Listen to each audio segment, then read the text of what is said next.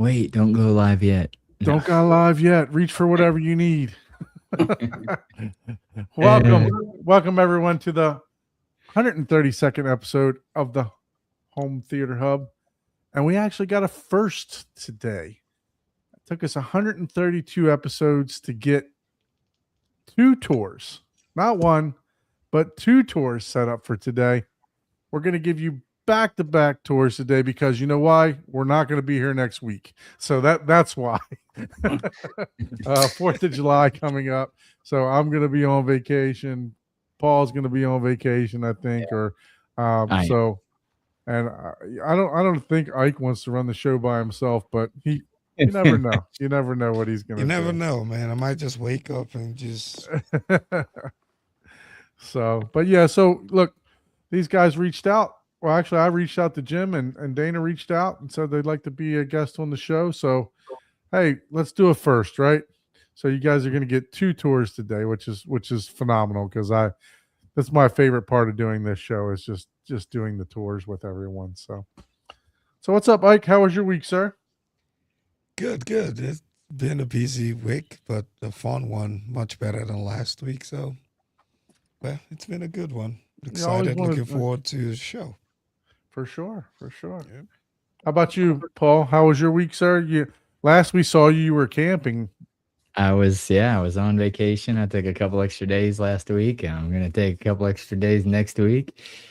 And, I'm enjoying the camping season. It's a little early. We got rained on like crazy when we were packing up. I mean, like when I was rolling the tent up, you got to compress it to get it back in the bag. I was rolling it and water was literally like shooting out like a solid stream as when I got it back, opened it back up because you got to dry them out. Dry it out so it won't mildew. There was at least 12 ounces of like a whole soda can's worth of liquid still in there. And I was like, damn. I was like, it rained hard. We put in but that was the only rain that we really got. I mean, we got some at night, but while we were there, everything was just amazing. Perfect weather.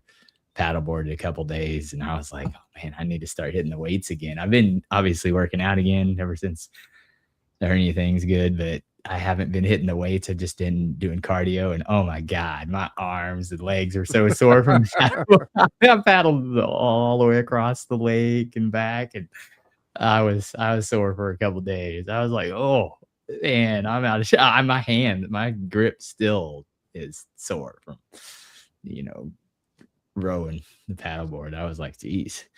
Well, it's good to see that Bigfoot decided to spare you and let you come back home this time. Yeah, I do appreciate that. Paul, what's up? Paul, you said that was a tent that you were camping in? Yeah. Oh man, you were roughing it, huh? Yeah, well, I mean, as much as I rough it, yeah, it was glamping. It was definitely glamping. We have an electric site, and I have an in-room air conditioner, and I 3D printed a little adapter that magnets to 2 sides of the mesh, and it has the heat hose that goes out. So I have an air conditioner in the tent. Oh, okay, all right. So that sounds way better already. Yeah, yes. I was definitely glamping. I've earned my roughing it badge because I used to motorcycle camp all the time, and me and a buddy of mine, matter of fact, he just messaged me the other day. We used to take a 7 to 10 day trip on motorcycles, tent camping across the United States and Canada. We used to do that. Cool. Yeah, that was fun. We haven't done that in a while. I don't know if I could do that right now. I'd be out of shape. But it was a great time. Great. What was the temperatures, high and lows for your camping? It was probably 87. It was the highs, and the lows were like 60. So I guess air conditioner hardly was even used, really, to be honest. It was it helped with the humidity. The humidity was god awful. It was like 75-80% humidity the whole time. So that sounds perfect, right, Don? Yeah. yeah, for you. You're like, it's 104% in Florida every day. Exactly. It's so sticky you can't even walk without sweating. So Yeah. It's like I was 70% humidity. I'm jealous. yes, absolutely. Yeah. I could So hear that. Jim's from Florida also. He's around the Tampa area. So welcome to the show, Jim. Thanks for joining us. Yeah, thanks for having me. So how about you, Jim? How was your week? Normal week, go to work, pick up the kids, go home, think about home theater, maybe watch some movies, one of those weeks. Very good. How old are the kids? The kids are going on 8 and going on 6. Oh, so they can enjoy the theater with you then, right? Yes. Actually, they are finally starting to watch movies other than super kid movies. And they now have their own couch. So that's good too. Yeah. Very nice. Very nice. Well, we'll get to see that own couch later on for sure. Yes. So Dana, how about you, sir? How are you? Thanks for joining us on the show. First time joining us. Appreciate you. Yeah, thanks, guys. It's good. I'm a nurse for a living, but I travel. I have to drive quite a bit to get to work. So my issue is it takes me about an hour and 20 minutes to get home and about an hour to get to work. So trying to get back here in time for this is my struggle. I don't have kids though, so I can do what I need to do. And I don't have to be anywhere. But I have nephews, basketball. That's my basketball tournaments going on for the the summer league stuff, and then Nice. football. Looking forward to football. That's our big talk lately. Okay, I gotta mention camping though. I can't say I'm a big camper fan, though. I know Paul likes that, but I do like that he had air conditioning though. That would help me. Absolutely. I grew up as a little kid camping because my dad was a logger, so we go to these log sites and camp the whole summer. Wow. Great for a few days, but man, after that, so camping soon became a cuss word in my house. Yeah, no, I did the whole Boy Scout thing when I was younger. So did all the camping and earned the badges and all that good stuff like that. But yeah, so I know about all the camping and everything too. I don't mind it, but yeah, if it came to trying to sleep in the humidity in Florida, not happening. Maybe if I was in your state, Dana, up in Washington, I'd be okay. Where the temperature is, where the temperature is what right now? What's the temperature for today in Washington? Oh, it was probably 75 today. It was been 80s the last couple of days, but okay, a little cooler today. But no, it stays pretty even all year. Yeah, for sure. What's up, Abe? How are you, sir? Nice of you to join us. I didn't know if you were going to make it today or not. Yeah, I was a little bit behind. It was on the. Can you hear me? Yep. Okay, yeah, I was a little bit behind. I was on the phone with the millwork guys who were wrapping up millwork at the theater in North Carolina. They know because I'm going there tomorrow to start installing AV, and I was like, "Are you guys done?" Yeah, we just finished. So they just sent me pictures. So I guess maybe we can get a preview.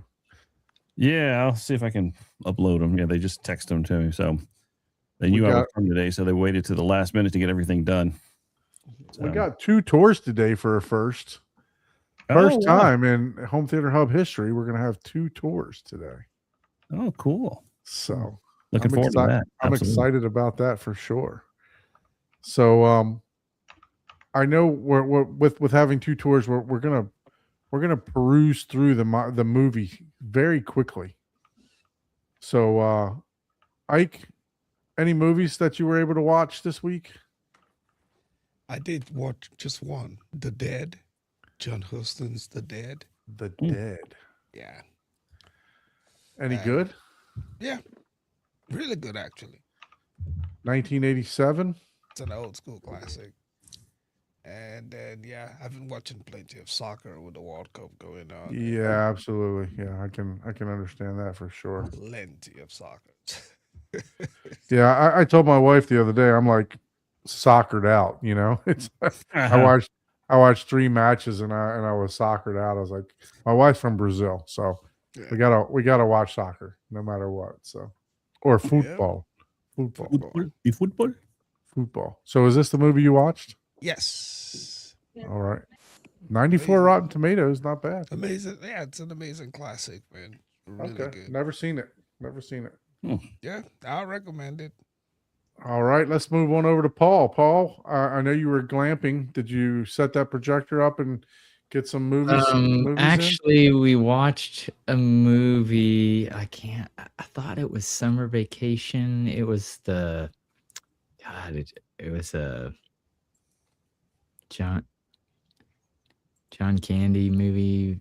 All right, you're fired. Where's Sowers at? Let me get her in here. Well, so I don't even know that she watched that one because that one was on the camping portable TV someone brought, like a little 14-inch, like it was, I don't know, maybe it's a 20-inch. Anyways, but when we got back, we did watch a movie in the theater. We watched The Legend of Ochi. Legend of Ochi. Yeah, that was different. That was very, very different. Oh boy, but it sounds like a martial art, like some type of kung fu movie.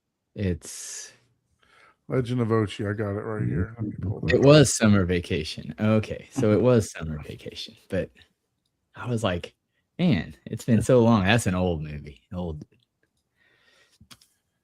there we go. The Legend of Ochi. Mm-hmm. Interesting. So 75 Rotten Tomatoes, 5.8 on IMDb. Any standouts in the movie for you? I mean, there was a couple. Yeah. Okay. Yeah. They got some different effects. It was an interesting movie. I felt like it might have been rushed for the movie. I feel like this is something that if there was a book, it would have probably been a lot better. Because there were some major like plot lines that they just kind of plopped down and then brushed over and then went on, and it was very different, but it was I liked it. It was just I don't think this movie is gonna be for everyone. The only thing I can think of is Gremlins looking at this. Yeah, what in the Grogu Gremlin thing is that? Yeah, exactly. So it is not anything like that. So all right, don't spoil it for us. So we watch it or not? Is it watchable? Do we need to? It's watchable. It's watchable. I don't think I would say, "Oh, you got to watch this one."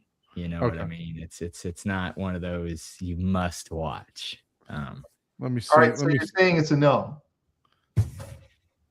It's watchable. Does it fall into homework territory? Yeah, exactly. That's what I'm wondering. Not even close. Not even close to homework. It's that right at the 6th line for me. You know, it's definitely a watchable movie. You know, it's different enough that it's worth a watch, but not let's go out of our way to watch it. You know what I mean? Is it worth $24.99 on Kaleidoscape? No. I'd wait for a 15. That would be a $15.99. Okay. All right. I'll add it to my watch list. That way they'll show me when the price. You can watch it on Arvolution. Yeah, that's true. I definitely. Once you get that dang NAS up and working. That NAS is still not working, man. It's still sitting in the box, man, with junk piled on top of it. I've ordered it 6 months ago, actually 6 months ago now, and it's still sitting there. Anything else, Paul? No, that concludes my full movie watching experience this week. That's other than that, work and just been keeping busy. Not too busy, but busy enough. So it was okay, but not homework worthy. We have a second person. Yeah. We got the boss telling us what to do there. So okay. Yeah. Definitely not homework worthy. Yeah. It's not that bad. She didn't. I liked it because it fell into kind of an anime type of plot scenario type of deal. So that's that. And if you're not an anime fan, you wouldn't even, or if you don't watch a lot of anime, you wouldn't even catch that or even know that. So it was just loosely, you could see that as being like an anime type of thing. but super rushed. So that's what made it not as good as what it should have been in some of the plots. But the movie overall was it was decent. How about you, Abe? How was your week? How did any chance to get any movies in this week? Well, the only one is I was the Toy Story 5 over at the Grauman's Chinese Theater in California. Ooh. And you know what? I forgot to upload those pictures. I'll try to get them so that I can put them on my drive. I do have a theater tour of the Grauman's. I do have a lot of pictures I took when I was inside that tour, which was really nice. That was my first time in there. It was kind of a thing I've always wanted to do, is see a movie in that theater, and I did. And it's got the world's largest IMAX screen in it. It for an old theater, looks and sounds great. They did a lot of work. Apparently, I found out they dug 3 stories down to put that screen in there and create the tiered stadium seating in there. That's in Grauman's. It used to be one level a long time ago. Wow. So I got some pictures later on, maybe at the end of that. I'll show you. Yeah, if we got some time here, we'll try to power through this. So Jim or Dana, any movies that you guys watched this week? Oh, by the way, this was one of my movies also in 3D at the stadium. It was surprisingly good. It was actually surprisingly good. I thought it was good. I enjoyed it. I thought it was well done. These are starting to seem like Fast and Furious movies. Toy Story 55. There was actually a good message with this. As you can see, it's got 92 Rotten Tomatoes. Wow. So not bad. There was a good message with it. A good message or typical subliminal? Yeah, just kind of talking about how the technology is great and everything, but there's nothing like some kind of human interaction, kind of I mean, check out this new. This is I don't want to put too much into it, but yeah, that's kind of the basics. What's Paul getting up here? Let's see. The purple. The purple. This is the purple. I'm not gonna open it, but it's a purple press. Yeah. Purple vinyl. So I thought that was cool. Purple Rain, Purple Press. So Jim, any? Is that what I saw? A purple exclusive record from Prince. Yeah, it's on a purple. Yeah, the vinyl's purple. It's on a. So Jim, you said you were able to work and maybe watch a couple movies this week. Were you able to partake in any movies in your theater? Yes, we did. We watched. Me and the family watched Shrek, the original. So yeah, now that the theater's done, we're kind of like. And the kids are in movie watching mode, and we can actually have them sit in one spot for 2 hours. I think we're kind of running through like our history of movies, but we're starting with kid movies too. So Shrek is almost like borderline PG-13. Yeah. I mean, there was some good adult humor in there for sure. When that came out in 2001. 2001. Amazing, not long ago. Wow. Yeah, we did watch Kung Fu Panda the weekend before. Okay. And that I did enjoy that one much better. The audio in Kung Fu Panda was much better. Cool. Yes. Yeah. Some of the Kung Fu Panda movies are very good. You gotta tell them, Don. You gotta tell them. You gotta watch Cars. You got to watch Cars in the theater. Yeah, I think I have a good word. Yeah. Actually, absolutely. Now that you bring that up, I'm surprised we haven't. My kids actually were watching Cars on the regular TVs, but they usually watch that frequently. So yeah, maybe Cars should be coming up soon on the list. Telling you, said it's an amazing 4K Atmos. Yeah. Yes, I am telling you, reference quality from start to finish. And that's the original Cars. Yeah, the original one. In 4K. Yes. All right. Purchasing 4K right now. Yes. Reference quality, 100%. Whatever it costs, it's worth it. Man, I got to come over there and check that out. Yes. All right, and and the story is great too. It's a great it's a good movie. Yeah, too, that's a great so. movie. I like Kung Fu Panda too. Like, Yeah, I've seen it. I've seen it in passing when the kids have it on. I mean, the kids were watching it every single night, I think, for weeks on end. So Yeah. So how about you? Any more, Jim? no, that's it for now. You can pass to Dana. Dana, were you able to partake? You said you're traveling nurse there. So, were you able to partake in any movies this week in your theater? or on your iPhone, or on your camping projector. It doesn't have to be your theater. Oh, we lost some internet connection with Dana. While we're waiting for him, like I said, I was able to partake in Toy Story 5, and we went to the theater on Father's Day. My wife asked me what I wanted to do. I said, let's just have a brunch, and I would love to go to the theater and see Toy Story 5. So that's what we did. That's what we saw on Father's Day too, Sunday. Yeah. Yep. Nice. So I did 3D.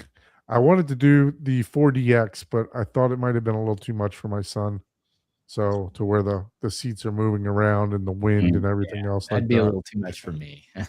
Like, oh God. So come on, there is a flight scene in there that I want to go back and see, just because there's like a flight scene, kind of like the original. Where I won't ruin it for everybody because it was pretty cool. But there's a flight scene in there that I would love to see how it is in the 4DX. So, but yeah, so I'll go back to Dana now. So any movies that you were able to partake in, sir? I did watch Send for Help in the theater. So that was Send Help. It's not. I'm a little behind on that one, but I thought that was pretty good. And then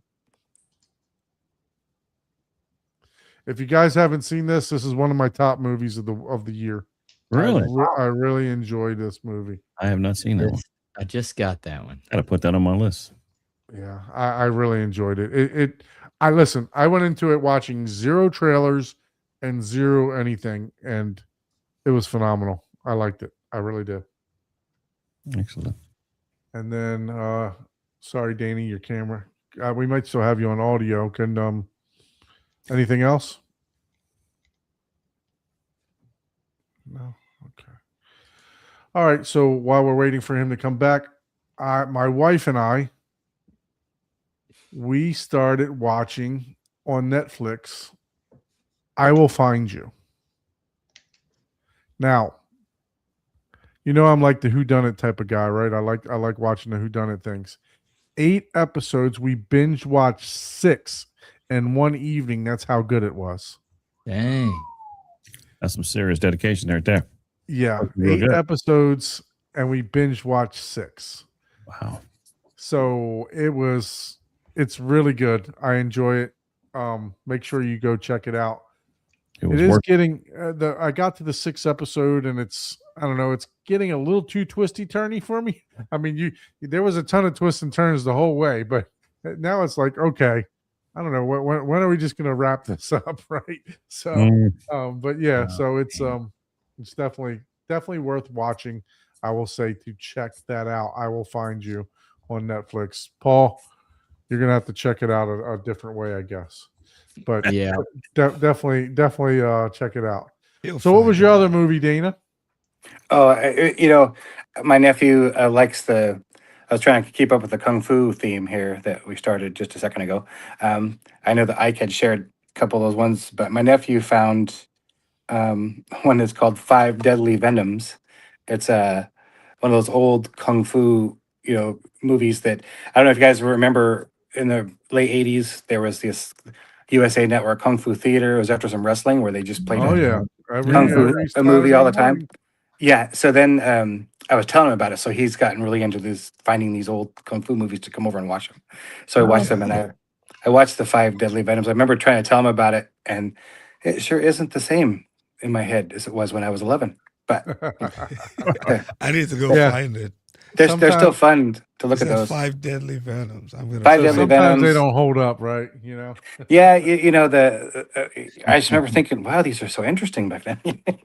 But he still thinks they're fun. Very good. All right, I have one last movie since we're powering through this.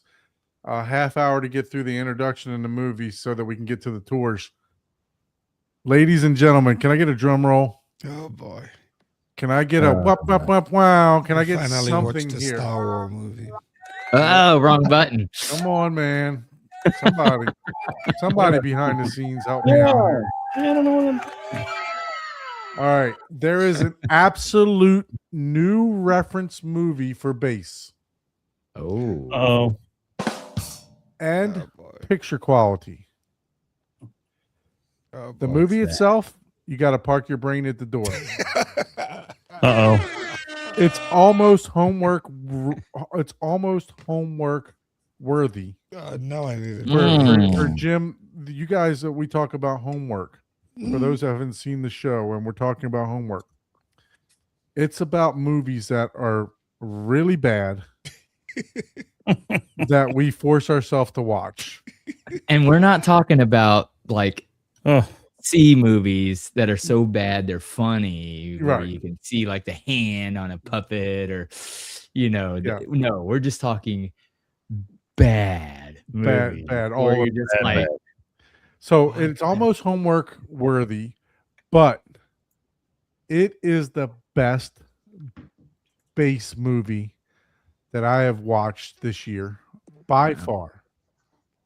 There is a scene in this movie to where literally my speakers were just going for like 15 seconds straight. The subwoofers, the whole entire room was like shaking.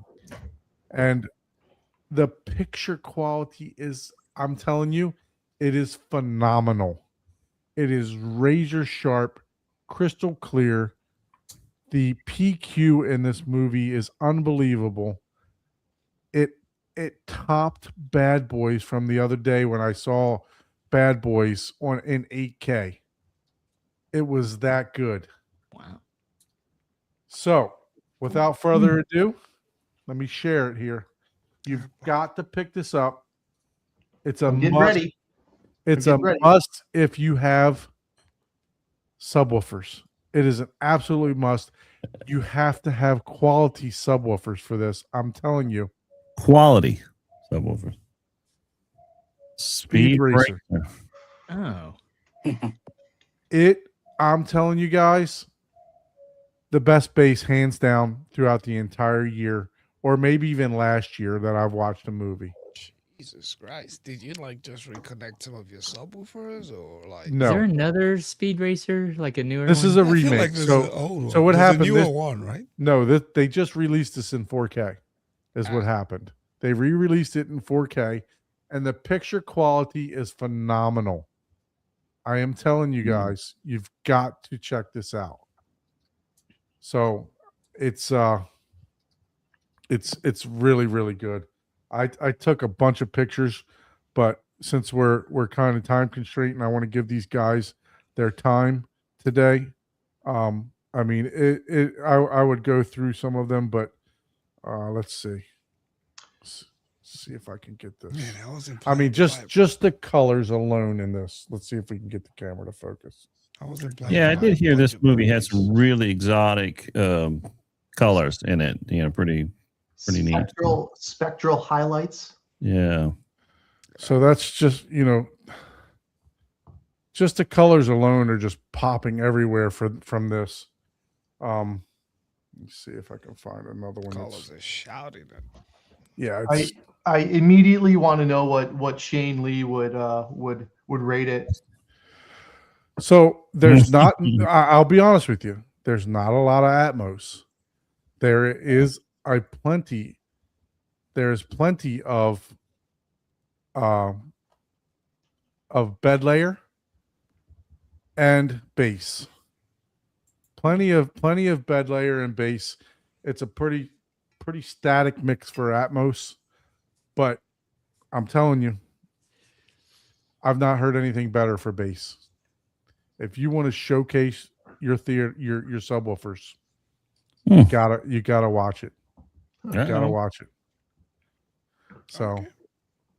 but yep, that is my movies for the week, and I gotta watch the other two episodes of the Hunt You Down one, the I Will Find You movie, and Yeah. I'll let you guys know what the result was for that. But yeah, now if you want to test your subwoofers all day long, better than the race scenes are awful. Please park your mind at the door. The race scenes are absolutely CGI stupid. But the bass from the race scenes and all the surround and everything else, good. It's really good. So, all right, we'll move on from that. So Check it out. yeah, absolutely. So, Mr. Jim, how are you, sir? Appreciate you joining the show. Yeah, I'm good. Thanks for having me again. Yeah, no, for sure. So, like always, whenever I try to schedule a guest, more than likely they come from people posting on Facebook their theaters and stuff like that. And your theater definitely caught my eye. I mean, you definitely have a beautiful theater. So can't wait to show that to our audience here. So tell me a little bit about yourself. What got you into the hobby? Yeah. Thanks for asking. I can tell you that me getting into the hobby is kind of a funny story. And it happened by accident. I used to live in Illinois, and I was furnished, so we decided to finish the basement. And I've always been interested in surround sound and having good sound and having some kind of good system, right? But as I was sort of kind of designing it, what happened first is we went out as soon as we got as soon as we decided to do the whole basement, we immediately went out and bought couches. Not sure why we did that, but we immediately started like shopping for furniture. And so we got a couch and a sofa, and that was it. And I think they sat in the garage for 2 years while I built the basement.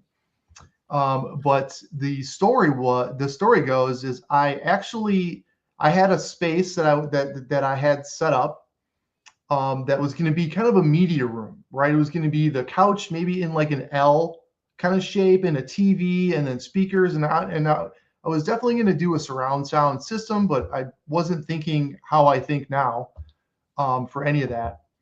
But I was designing this, and I was doing it in CAD, so I was able to draw out everything and see, and I measured the couches, and I'm like, you know what? I'm like, the whole L shape, how a normal living room would, just isn't really working out. It's up against the wall. I just didn't like it. And so I was kind of joking to myself, and I put the couches in a theater kind of space. I'm like, hey, we could do that. Like, that would be something. And my wife actually really liked it. She really liked that idea. Nice. And so thousands of hours of YouTubes later, here we are. I've got a 120-inch screen. I've got the whole 7.2.4 Dolby Atmos system going. And yeah, so that's how I got into it, was we bought the couches too soon kind of deal. So that's how that goes. So prior to that, were you like a movie fan, or did you, is it something that you may have seen at someone else's house or anything like that to get you interested into the surround sound? I think me and my wife have always been into movies. We're big Star Wars fans. We're big movie fans. We love all the Marvel stuff that comes out. So we've always been a fan. We always like going to the theater and doing that. So I think that's kind of how that accident happened. I was already going in that direction. I've always had some cheap kind of surround system, something better than a sound bar. I've always had that, and I've always been interested in that kind of thing. And I've always loved the experience that you can get when you're totally immersed in a movie, and the audio. To me, the audio really makes it come alive. For sure. Yep. For sure. So, how about you, Dana? What got you into the hobby, sir? I had an uncle that liked to listen to music in his car, and he had a pretty nice. This was '80s, just a nice radio cassette and speakers in his doors. They were really loud, so I started listening to him, and I was hooked ever since. So then I, joined the military. I was into car audio. I was that kid that wanted the best sounding system you could have. JL Audio, MB Court, had Phoenix Gold, all those old Phoenix Gold. all the old car audio stuff. And I was never like never did those DB drag races, but I would hear the cars, and got to where I could tell if someone had JL Audio, Orion. Now my roommate was an installer, and he'd say, "No, you can't. I'll build a box and show you that you can't." But the smoothness of that JL was so nice that I would go sit in my car for hours and listen to that stuff. And once I could afford the MB Cord speakers, I added to that. So now all those things are kind of long gone. It's all different now. For sure, yeah. I did get tucked in some Audio Frog speakers from the front of my car, so I did do that again. Never heard of them, but seem to be pretty nice. Yeah, I had the Altex Lansings, the Phoenix Gold. I had Rockford Fosgates. So I know right where you definitely. I think I probably had all of them. Just back and forth and trying to find the next. Man, JL made great subs back in the day, man. JL still makes good subs. I don't know what you mean. I remember pushing them JLs back when I was doing that too. Yeah, it's the same. Well, they were a little more expensive too, so it was one of those things where I'm just going to try the kicker for now, and no, I guess I'll do the Rockford, and no, still not there. Yeah. The square kicker. Yeah, the square kicker. Isobaric or whatever. It was Solo Bear. Yeah. Those. I lived in that world until the mid '90s or almost 2000. Yeah. My first car was a Chevy Cavalier. It was the box style. So me and my friend, 12 o'clock midnight, cutting the back braces out of the seat to be able to push the 2 15-inch Rockford Fosgates right through. Oh my god! So there was no back seat. It was hopefully my wife's not listening, but it was good for the girls because you go by, we were in Maryland. You go by and they'd be like, "Sorry, we don't have a place to sit in the back. You got to sit on our lap." In front. Yeah, that was a friend of mine. I was always teasing because I wanted to sound good, and he goes, "I want people to hear me." It's a whole different thing, Yeah, for sure. Yeah, I still get bit by that every once in a while. Now that I drive so far, I keep trying to doctor up the stereo, so I've have separates in the car now and subwoofer still, but 10s now, not 12s. So I had always been into that. So those same stores, I live in Washington State, and there was a town here that had 3 separate car audio stores real close together. All had all the equipment, like each one hold different things. And then a couple of those stores also had the home theater and avenues for that. You could go in and listen to some rooms. And of course, I never have a house, so I have a place to put it. So I get some stuff for 5.1 set up and take it to my friends and listen to it there until I got out. And by the time I got out of the military, I had 5.1 set up and car stuff, and I was ready to go. Then when I moved to Washington after I finished school, the Magnolias. I don't know if you guys had the Magnolias in the Midwest or East Coast.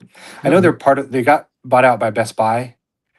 But in Washington, I think now nobody's even in the department anymore. Yeah, no one's in the department. Yeah, it's just empty. Yeah, when I lived in Washington, they did the full stores of Magnolia Hi-Fi. That was before they got bought out by Best Buy. So I had 3 or 4 of them over here, and there was all just home theater, car audio, and nice stuff. Wow. And we would go in there and listen to something. I heard that's where I heard the nice, they had rail all over the place. They had the Martin Logans and the detail you could get out of those rooms because they were set up nice. I remember trying to figure out how to get that, and I always had small apartments or a house, so it was tricky. But I would just go over there all the time and either dream and try and figure out. So I'd get the 5.1 set up or the small speakers. I had PSB for a while, also very nice speakers. Yeah. Paradigm. I would switch them out and just have a living room 5.1 set up the best I could, and then so finally I was able to build a house a few years ago and start trying to decide what to do. Even then, I thought I am not going to have a theater because I don't think I'm gonna want to spend the money on that. It's just a big TV. Well, I got the 77-inch OLED, and I'm sitting there going, "This doesn't really feel like a theater." I'm 8 feet away.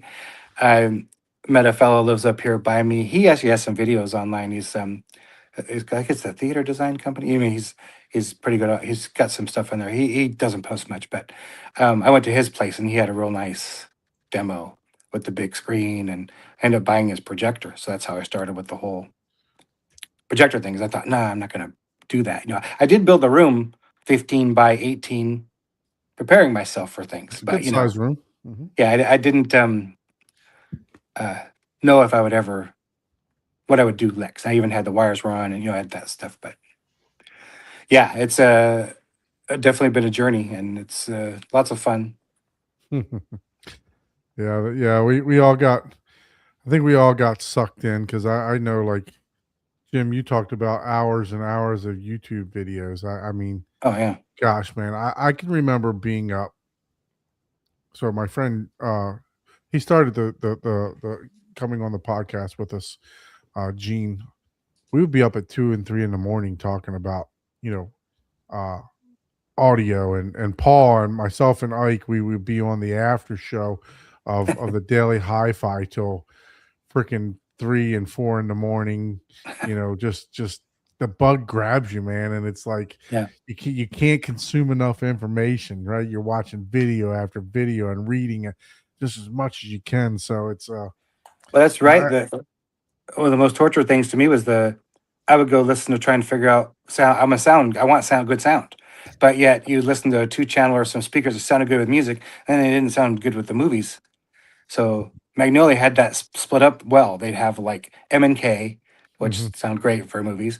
Then they had Vienna Acoustic and some, I don't know, Martin Logan. Sounded great for music, but so I would torture myself trying to figure out how to blend them. Hey, think about that bug. I've been bit by that bug for 30 years now, almost. Yeah, for sure. But forums, videos, asking the experts, that kind of thing for hours. Yeah. Mm-hmm. Yeah. No, I mean, just countless hours of watching videos, and I blame Taurus. Taurus was on the show for introducing me to Lumigen. He's like, yeah, this is the best. He's talking to. Who was he talking to? He's talking to the calibrator, Chris Deering. Chris Deering. He had him on his show. Actually, Chris is out in your neck of the woods out there, Dana, somewhere. Yeah. He came to my house. So yeah. I heard him a long time ago interviewing him, and they talked about the Lumigen. I'm like, oh, I gotta figure what the hell is a Lumigen? I gotta figure this out. So, I'm just trying to dive in and figure every piece of equipment and everything else like that. And then I start talking about this stuff to Gene and myself and Matt Blair. Matt Blair used to wake up super early in the morning to do workouts and stuff like that. He's got a dealer. He's a dealer for high end up in Maryland also. And I mean, we would be chit chatting at 2 and 3 in the morning because I was running my cookie route at that time, and we're talking home theater throughout the whole day. So yeah, no, I definitely understand when you're first starting out how you can easily pick up the bug. So, so Jim, what about your theater, man? Tell us a little bit about that. I think you got some pictures, some construction pictures, right? Yeah. I feel like showing construction photos is like showing pictures of my kids. But man, look, I think that is the most underrated part of the theater, to be honest with you, because not a lot of people show it.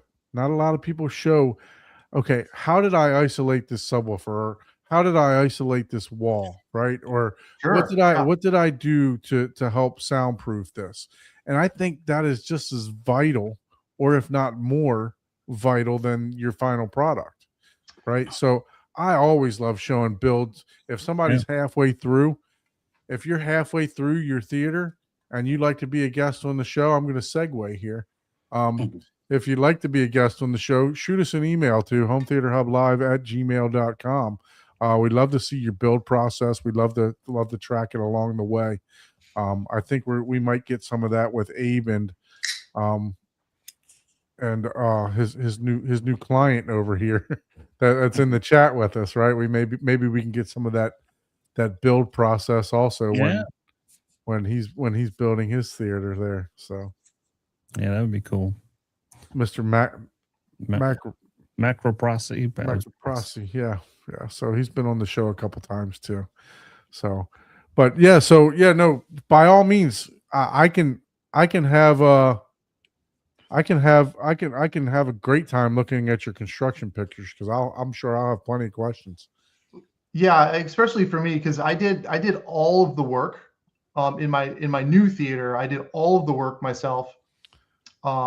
So all of that has kind of become the interesting part also, is just how it's built, and that was a lot of the research, was how do I do this? What do I want to do and what do I need to do to accomplish that? But yeah, I can steal the screen here. Yeah, absolutely.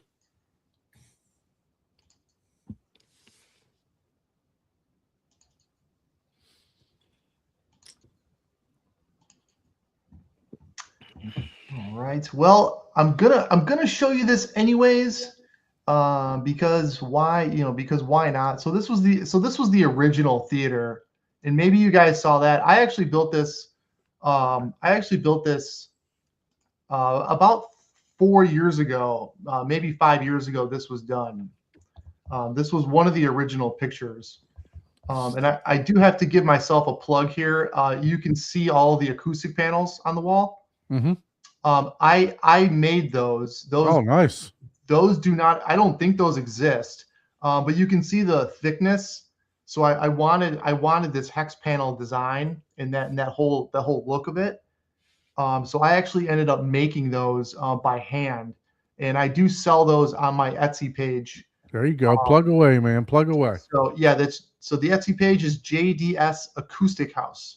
Yeah, you can find those for sale on there. If you put it in private chat over here, we'll post it for you. There you go. The JDS Acoustic. Oh, I like that live edge table, man. That's nice. Yeah, thanks. And this was the Illinois house, so I don't live here anymore. But this was the original one. That's where it started from, and I just get excited. I get excited about the design also. So I thought I would share. That's awesome. Yeah, for sure.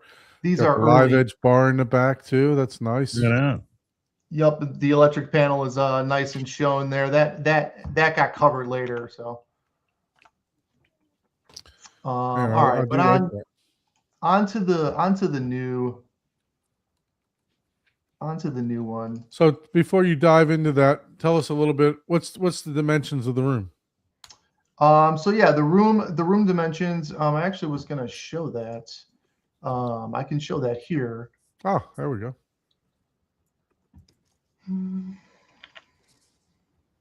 Let's do one of these. Might need to go full screen. So the room dimensions are basically 12 feet wide by 18 feet long. Okay. This is the space right here. Can you guys see that? Yeah, we can see it. Okay. Trying to zoom in here. But so it's like it's called a grand room, like a living room area, right? Yeah. So this was a guest suite, and when we moved here, this was part of my requirements to move here. As you saw in the basement theater before, I was dead set on having that space again, and I really wanted to take it to like the next level. Okay. So luckily, this house kind of checked all the boxes. The wife really loved it, so that was great. And there was this nice space right here for me. It's a little smaller than before, but I made it work. So what was the size of it? I'm so sorry.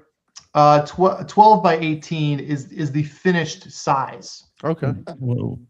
What's the height? The height in there is I think it's 9.5 feet. That's a good size. Yeah. Something like that. So here you can see this was the room. This was day one. Starting it, I made a couple holes in the wall. So that is what the room looked like before. It's just builder grade, it's paint. And here's me ripping down some of the walls. You can see this is a load-bearing wall also. Those are 2x6s. Mm-hmm. So you can see that. The guest suite had a pretty bad entrance though. You can see here that entrance was later closed off. But Okay. you'll see in there before. I'm not sure. So what this is. You had a notch around that pipe, it looks like. Yeah, so here we are stepping out into the living room, looking into the theater. And this is where the theater entrance is now. I ended up cutting all this out and closing off the other doors because it just didn't make sense for an entrance. I didn't like the double doors, and it really would have made for a bad entrance. Okay.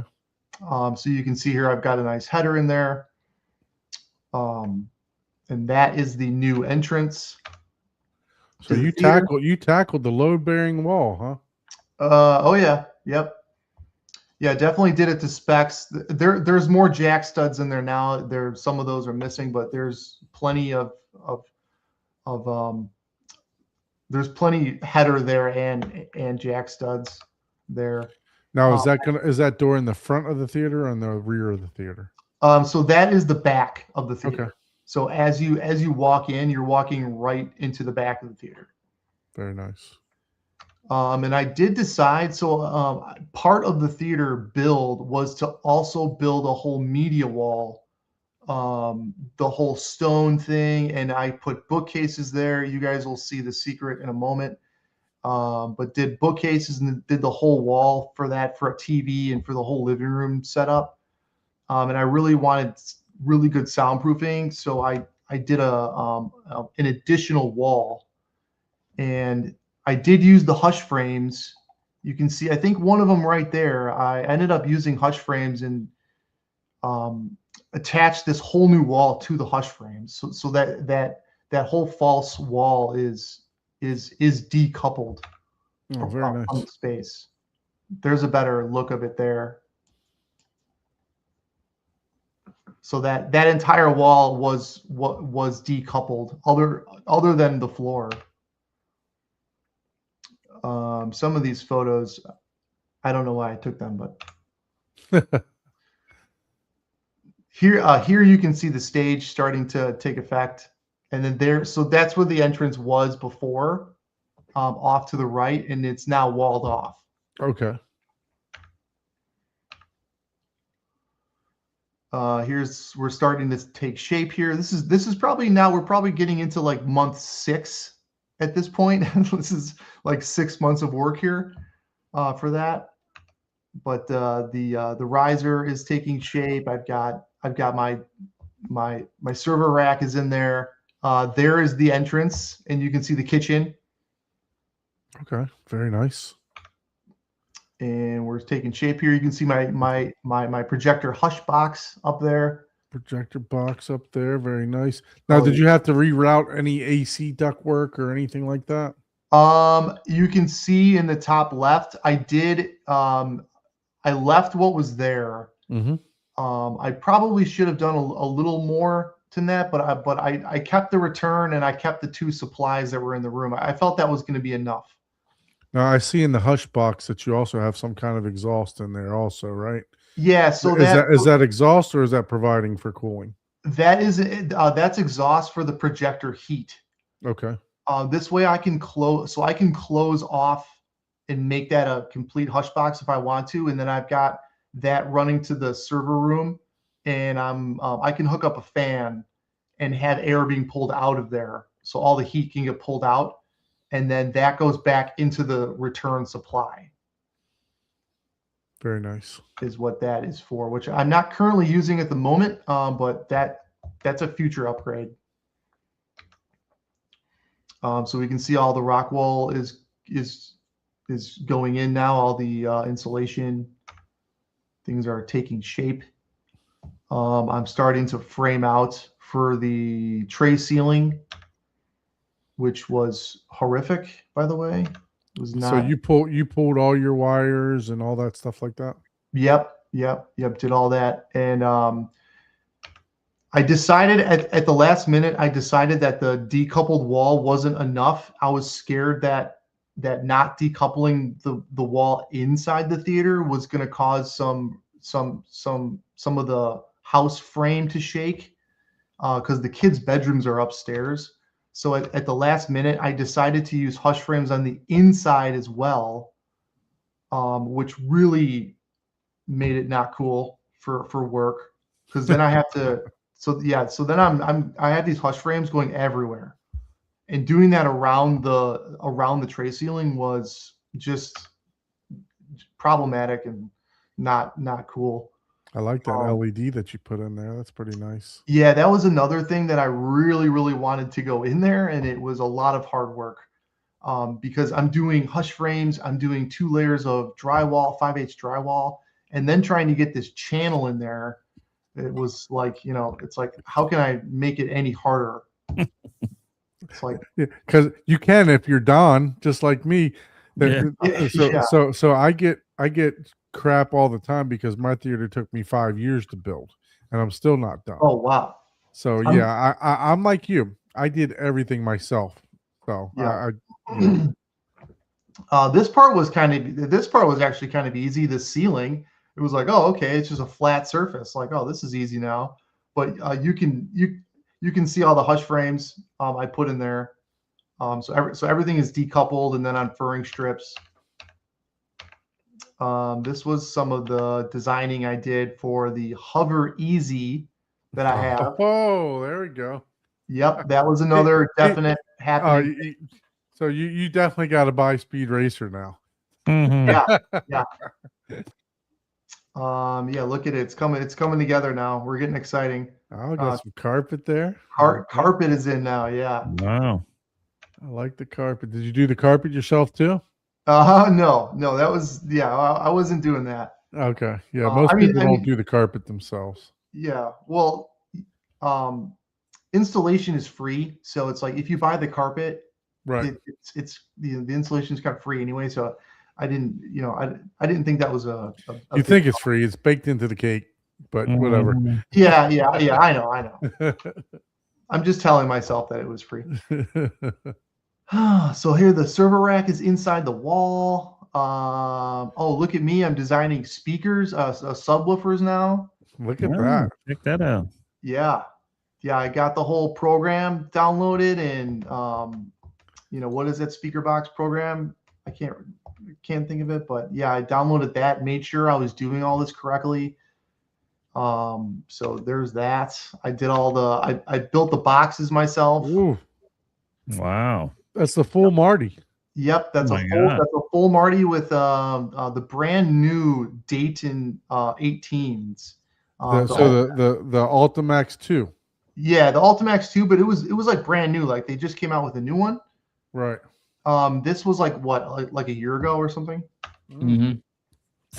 The Ultimax 2. It's called the 2. Yeah. Yeah. So yeah, full like on Marty's.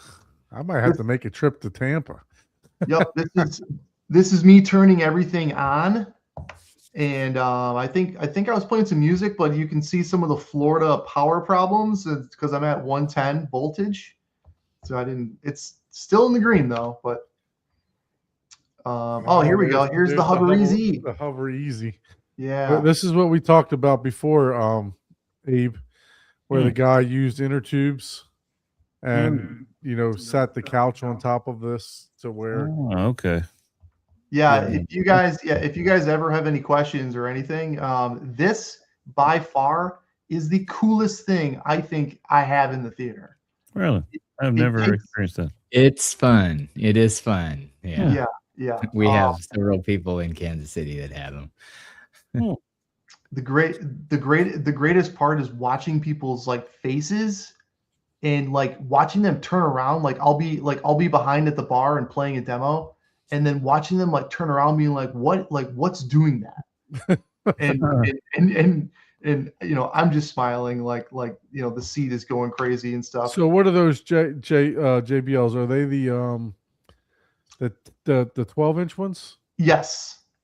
Yep. Yeah, those are sometimes you can pick them up pretty cheap, right? That model for like $99 or something like it's that. It's $30 on Black Friday. Oh wow. Yeah, which I did not. I think I missed that sale, and I kind of people buy them in bulk quickly. Yeah, I think you just set the couch on top of that, or what does that work? What so Abe's asking how it works, Jim. Yeah, I'm not familiar with that one. You put another platform on top of that. Another platform, so it's like a sandwich. So the air pressure is moving the couch easily because the couch is kind of floating on those inner tubes, and you have to air the inner tubes up at the right air pressure and stuff like that. Okay. Yeah. So look at me. I took some spare carpet, because everything's got to look good, right? Right. So we took some spare carpet, kind of hit the platform. Okay. Yeah. So then, you can see the inner tubes there. I wonder if I don't think I took a picture, but all of the inner tubes are connected with push connect fittings. So I have two air lines running, and I can pump it up if I need to. I can bring in an air compressor, and I can remotely kind of fill all of those. I don't need to remove the couch to fill.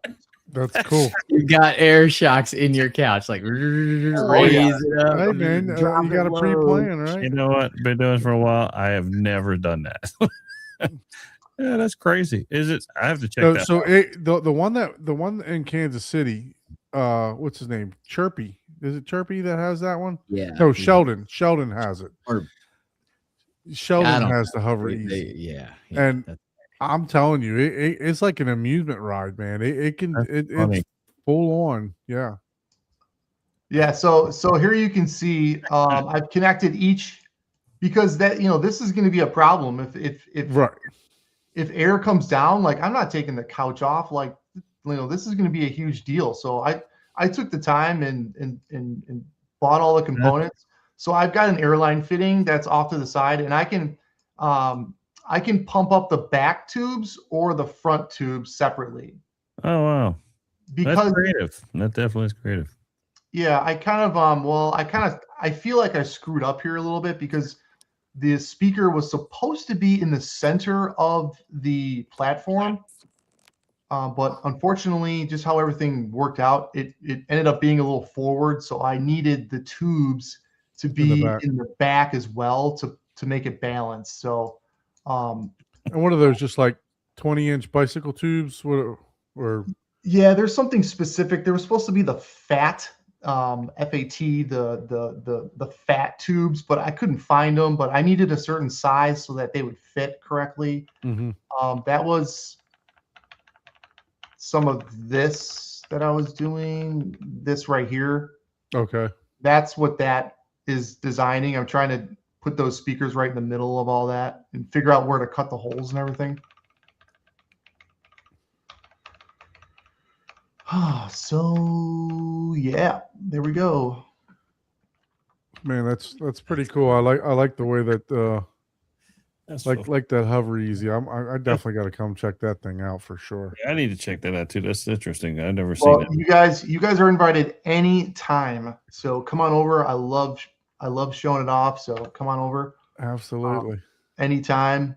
Look at the theaters going together a little better. They got the clips and the full Martys there.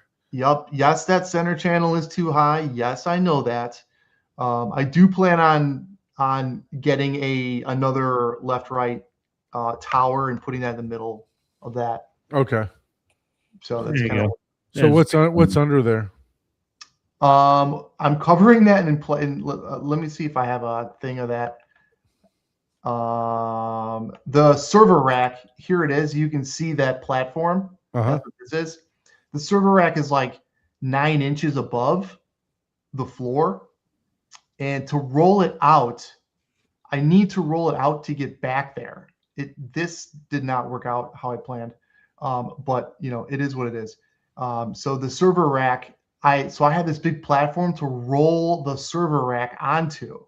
Okay. So this platform, I can pick it up, put it behind the screen to store it. And then if I need to get back there, I can move the platform, put it down, and roll the server rack out to get back behind there. I see. Gotcha. So yeah, it's kind of cumbersome, but you can see the kind of the space there. I like the fact that you went ahead and you wrapped the carpet for that, to make it match with a lip like that. That looks pretty good. Oh yeah. Thank you. Yeah, it does. Good. Yeah, that was my theme going into this one. I really wanted it to look super professional and make it look really nice. I wanted people to like just be wowed, when they come over and I'm like, hey, I have a home theater. Like, what are they thinking, right? Like these, all my friends, everyone I know, everyone has TV and they're using TV speakers, maybe a sound bar, right? So, getting people to come over and look at your theater, they're thinking it's just like a projector on the wall or something, but right, for sure. And then they step into the Willy Wonka kind of chocolate factory of home theaters, right? Especially with the hoveries, for sure. Yeah, here's a picture of the kids on it, and I tried to like turn it up, and you can see it moving. This was a 5 hertz YouTube channel demo, so it's rocking a lot more than usual, but. Oh man, no, I've experienced that. And yeah, you kind of giggle when you first, but when it's tuned right, it is really cool, So we're jumping ahead here a little bit, but you looks like you put the bar in, got a nice granite top one there, and you did the star ceiling. Did you do that yourself, or did you buy panels to put together for that?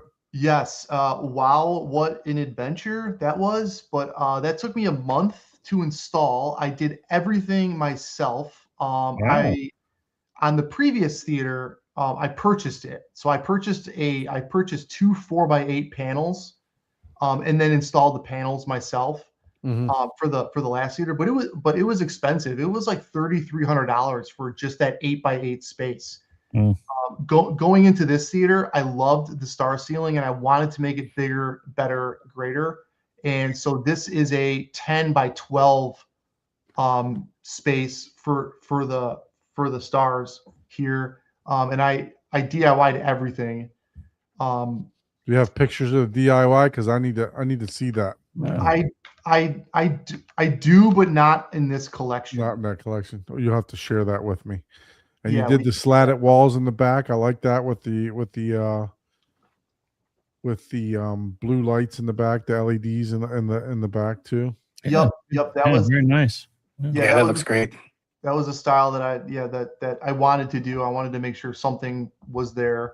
The slat wall really goes great with those LEDs too. Like, yeah.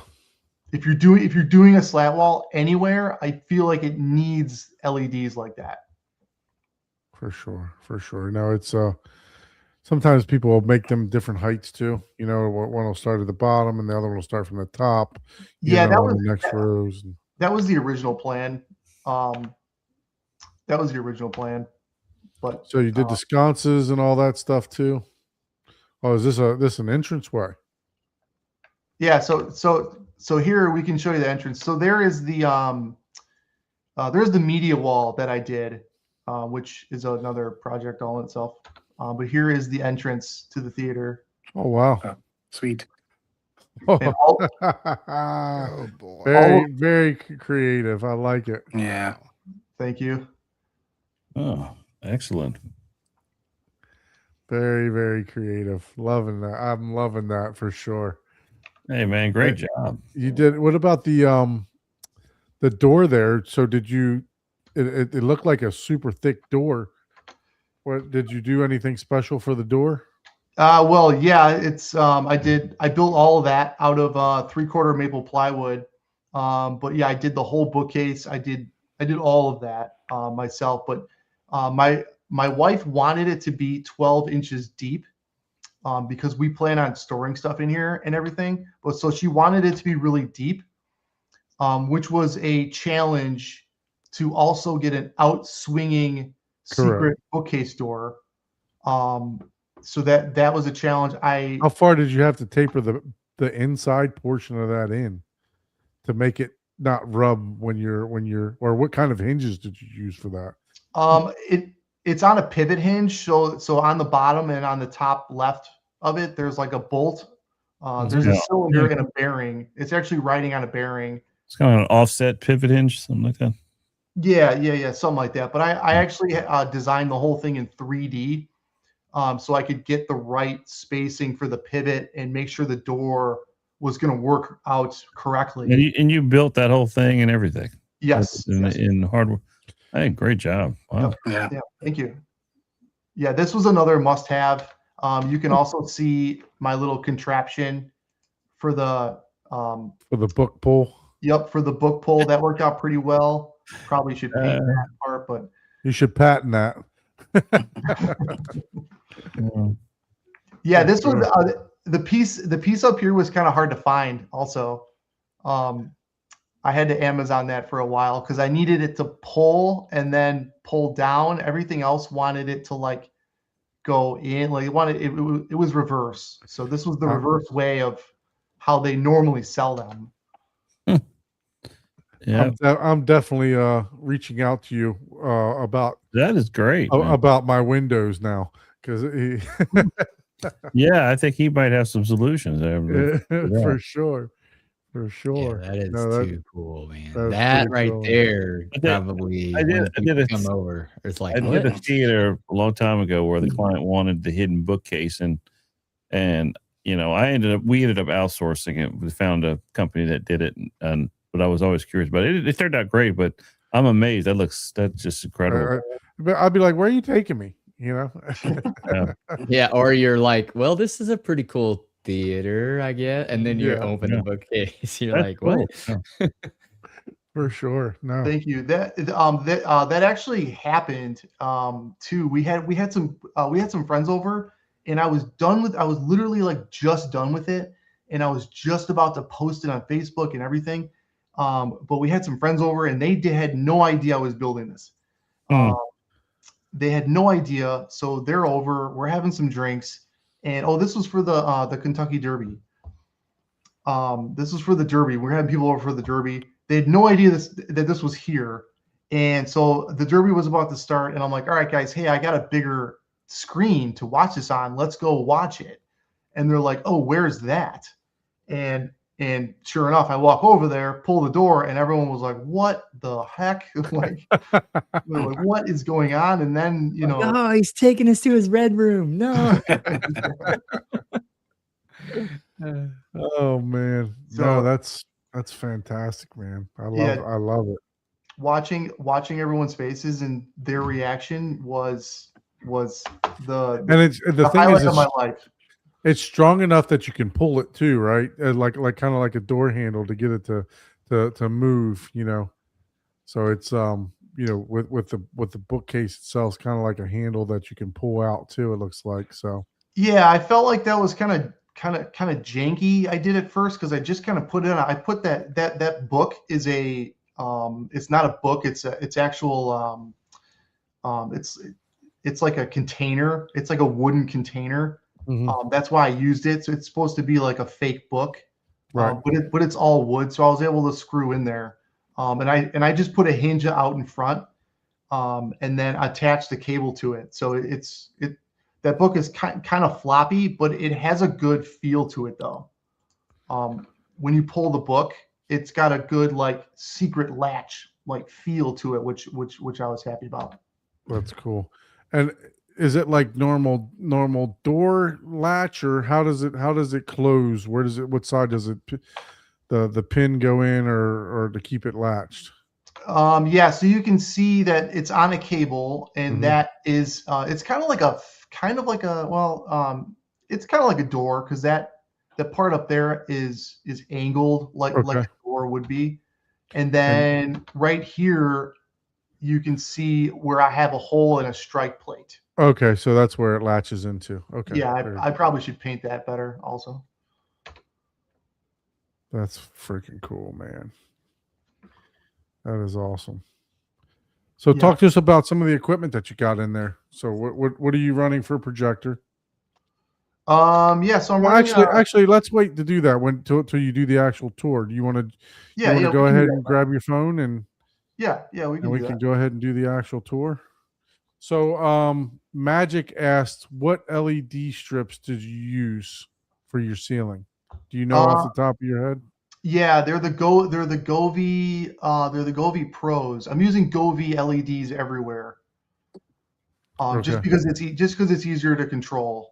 Is that like the rope style, or is that the like the Cobb style? Do you know that you can cut anywhere? It is not. I actually was a little disappointed with them. Yeah, most of the Govees you can't cut.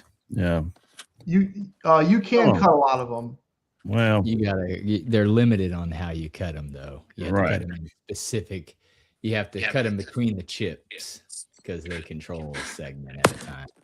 Yeah, it's the Govee Pros, but it's just a strip light. It's not the Cobb, the chip on board light. Okay. But it is their Pros. They were expensive. I wanted to use the cheaper ones, and I did at first. But they were I was getting hot spotting, and I was super upset about it. And so I went up to the Pros, which are 60 LEDs per meter instead of 30, and that helped. But there is still some hot spotting if you look at that. So it's just not diffusing it all the way, right? So you're seeing the actual LED. Yeah, in some cases, not when you look at it, but in some spots you can kind of see some hot spotting still, which I was a little disappointed with, but whatever.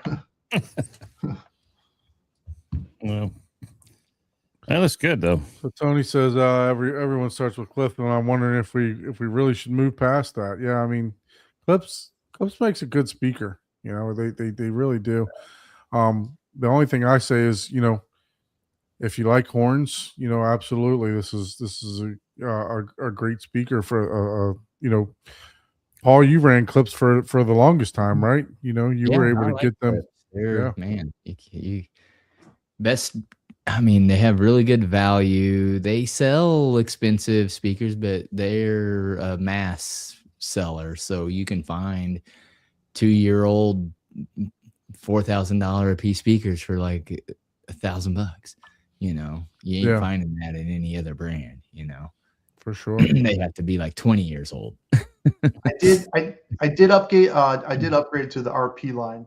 So in the old theater, I was on the regular cheap ones, and I'm no like speaker connoisseur at all. I think I bought those during COVID also, so I couldn't really like kind of listen to that. But the wife really liked the look of them. So once I got the spousal acceptance, that's kind of sealed the deal there also. Yeah, for sure. I ran with I had the RP line and I had the cheaper brand, and actually the cheaper brand, I like the center speaker of that better. So you will definitely enjoy getting a matching tower for their center channel, because it's got a bigger dip in it than the towers don't have it at all. where the center channel, it's surprising how much more cohesive it will make your front stage. I'll just tell you that. You will love that upgrade. Okay, good. That I had that RP center and I took it out to put in the cheaper version because it sounded better. That RP is just kind of a matchy for the looks, not for the quality, in my experience. And I measured it too. So just to, because I was like, man, this doesn't even sound as good. It went higher in frequency, but the tonality overall didn't match at all. Man, I look, he says, you wonder if I can impress him. I enjoy going to every theater, man. Yeah, I really do. I always like my clips, but for sure. I so one thing that I do is I look, if you enjoy it, I enjoy it. That's the way I look at it, right? The only time I'll judge you is if you tell me it's $1 million. Then now I really want to see what you're talking about. For sure. It's like, okay, so, and I'm not judging you. Yeah, I'm just saying that's the only time I'm judging myself. Yeah, I'm like, damn, I pay $1 million for a speaker. I'm like, it better sound way better than my clips at $1 million. Right. Yeah. So I'm not judging you. I'm judging. What I'm saying is, well, shit. I'm judging my own pockets. I only spent $100,000 for mine, and it sounds pretty damn close to this $1 million. You know, the one that I had in Indiana was all in wall. It was all like hidden. You know what I mean? Like you didn't even know I had a theater. You know, and I had a rear projection. You know, and all that stuff. I like that one too. But it didn't sound nearly as good as what I have these days, you know. Well, like I've said before, but really, if you do things right and you pay attention to the room and do things, it doesn't really matter what, you find the speaker you like, you put it in, and if you like it, you enjoy it, that's all that matters. Exactly. Yep, exactly. You able to join now with your phone, Jim? Yeah, let me get in there. Yep, to your keyboard. Just gonna mute your other mic. Whereas the other G found it. Okay. All right, let's bring him up. You do it, Ike, because if I do it, then I'm gonna block you out. So we gotta wait for him to get to that door, okay. Man. That's all I want to see. Let us know when you get to the door. Yeah. One of my best experiences. There. Okay. All right. Can you turn it in landscape mode? Turn your camera landscape. There we go. Oh yeah, he's got the Hawk theme going. This would be the Matrix theme. Matrix theme. Okay. Oh. Man, the slots. I've been wanting to put those slots in my theater, man. Those are cool. Every time I see them, they look good. Yeah, they definitely look good. I have an idea for the back of my theater that kind of like what he did in his other theater. I'm gonna run it by Abe and see what he thinks. But anyway, I'm doing it this week. So you got the projector hush box up there. Looks nice. What projector you got inside of there? I have an Epson 6050.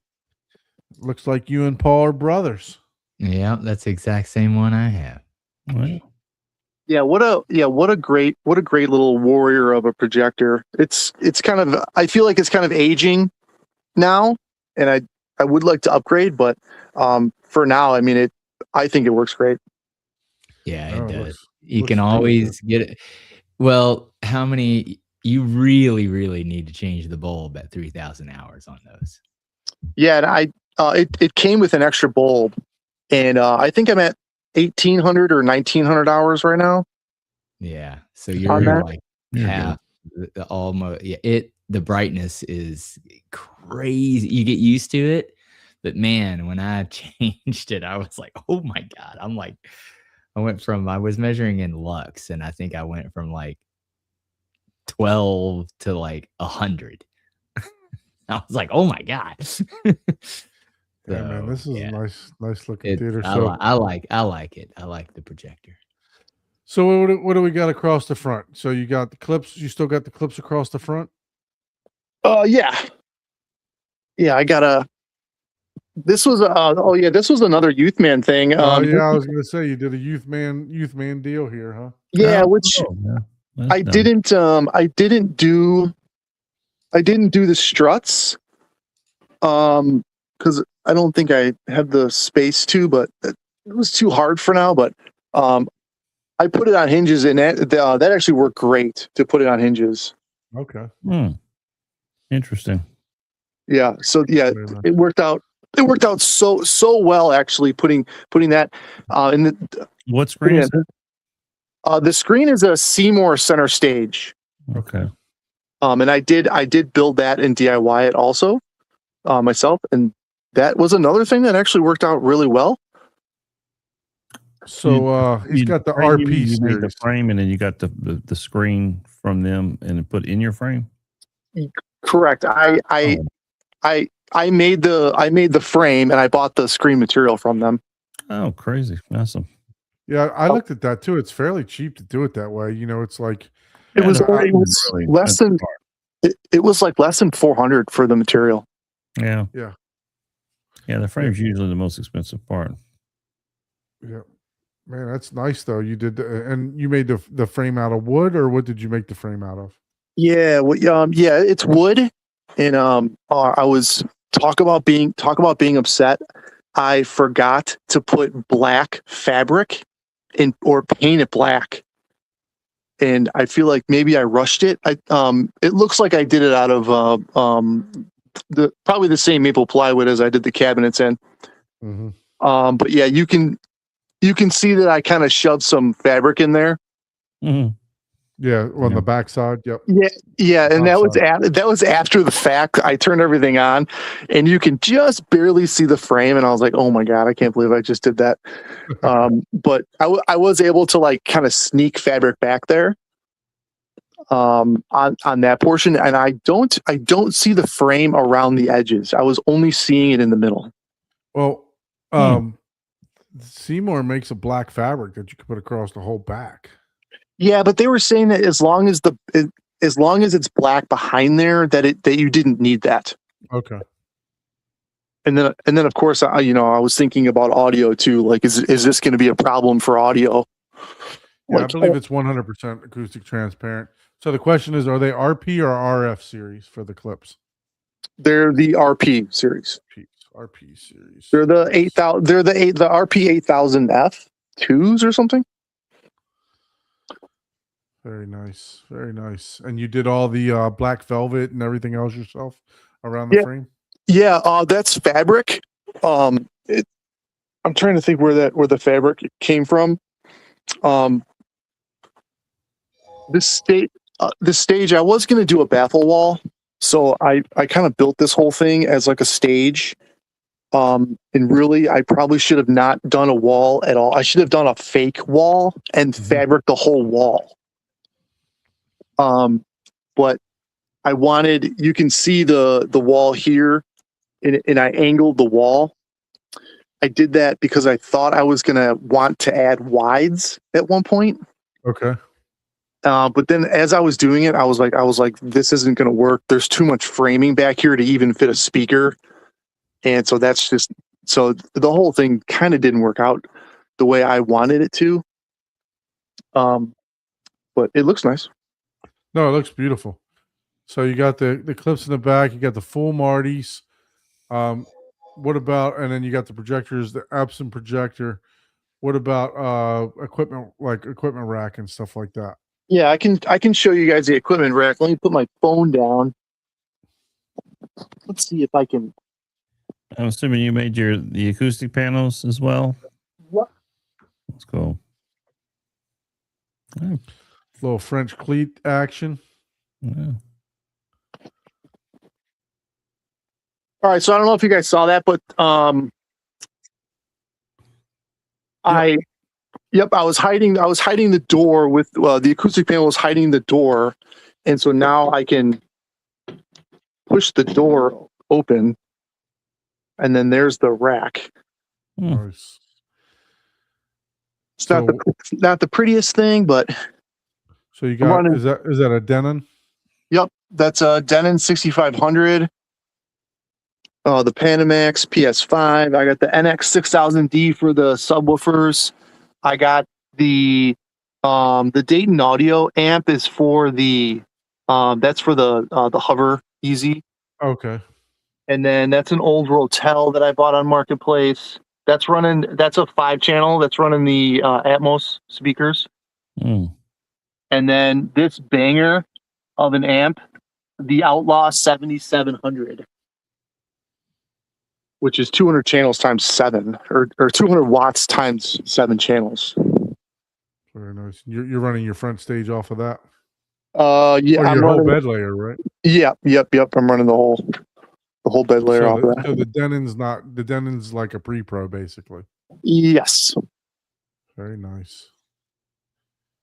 And is that Denon? Are you using Dirac or are you using Odyssey with it? I am using Odyssey, which actually isn't set up yet, and I need to do some calibration, which is my next steps. Man, you did this. This looks phenomenal, man. This looks like one of your theaters, Abe. Yeah, I'm impressed, man. I'm in for DIY. Look at that. Did you see the shooting star go across too? I just saw that. Oh, cool. No, you did a great job, man. Really Thank you. That's phenomenal. There goes another one. Well, it took me about 14 months, 15 months for the whole theater and then the media center, the bookcases out front and everything. So you said that's a 140-inch screen, right? It's 135. 135, and it's 235 or 240. It's like 16. Is that 16 by 9? Like 16 Yeah. by 9. Yep, 16 by 9 ratio. Yeah. It looked wider. That's why I thought it was 240. Cinescope.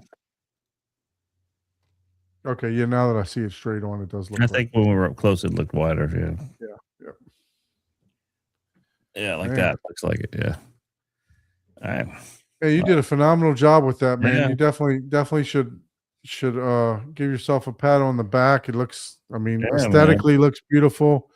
Thank you. Equipment looks beautiful. So I know who to bring down when we go to do my star ceiling. Yeah. Yeah. Let me. I'm curious what you did because I've built a lot of these myself. After the show, I'd be curious to know how you built that. It's pretty much. I had really, really good luck doing all the fabric. This was kind of the first time that I've done anything with fabric. And doing the acoustic panels was actually really easy. I do have some. There are some insulation, some corners I probably should fix. So the corners are soft. That's you just kind of pressed on that. Are your corners soft on those? No. Okay, You can see. You can see some stuff here. You can see the frame. So there's a wood frame, and this is just it's just a wood frame with insulation in there with rock wool. Yeah, because I've seen people use the Owen Corning and then like harden the edges. So that's why I thought that maybe you just it was frameless. You just wrapped it around. No, I didn't do that. I actually was trying to do that with the star ceiling actually. But I ended up not doing it because this whole size, the whole tray ceiling is a custom size. Right. And it's like 119 now by something. Is that acoustic of the ceiling? Are you wrapping panels or is that wood? Wrapped wood? So it is 1/8 plywood. I really should send you guys some pictures because what a crazy thing I'm doing here, right? It'd be a great show to have you come back on and just talk about how you built that for sure. Yeah. And got an acoustic. Be more than happy to. So this is a wood frame. It's a 2x2 wood frame with 1/8 plywood. But I wanted acoustic properties as well. So, and 2 of my speakers are up there also. Mm-hmm. So my front 2 Atmos are up there, in there. But so I went ahead and drilled 1 3/4 holes throughout the whole piece of plywood. So I Swiss cheesed the plywood. And I needed the plywood because I needed the insulation that I put in there to stay there and not kind of come down. Mhm. You know, you can kind of see the insulation here a little bit kind of poke out, and it's not really flat. Right. So that's why all this is wood frame and plywood. So everything was really flat. It's also what, 4 feet wide by 10 feet long. I needed it rigid also. I was thinking about using like a foam board to do mine. Well, Yeah, I wanted to do it that way, but the problem is these are 10 feet long. Are you using the which fiber optic are you using the boards, the LED boards that mount right onto the panel, or you have a bunch of tails gathered to an illuminator? It's basically, there's fiber optics all running to an LED board. And I bought each panel. So you have like an LED board like in the middle of the fiber optic panel, and all your fibers are run off of it, and then you daisy chain those with Ethernet, or is it all? It's daisy chained. I went with 2 LED boards because I was worried about brightness. For some crazy reason. So how many panels that makes up? Like 8 or 6? You guys making up that ceiling? There's 3. 3. Oh wow, 3 big panels. Okay, and each board has 1 or 2 of these LED modules, and you have those daisy chained, and then you have your Cat 6 run over to your rack, to a controller. Okay. Yep. Isn't it? And you've got the little Epic Sky controller or whatever. Yeah, and it's really janky right now. But yeah, I am using the Epic Sky. Yeah. I'm using their LED boards. It's really janky right now, hooked up. But I'm using their LED boards, which wasn't cheap, by the way. I think it was like $1,000 for all the hardware. Yeah, they're not that cheap, but yeah, that's good stuff. I mean, the Epic Sky, I've used that before. It works good.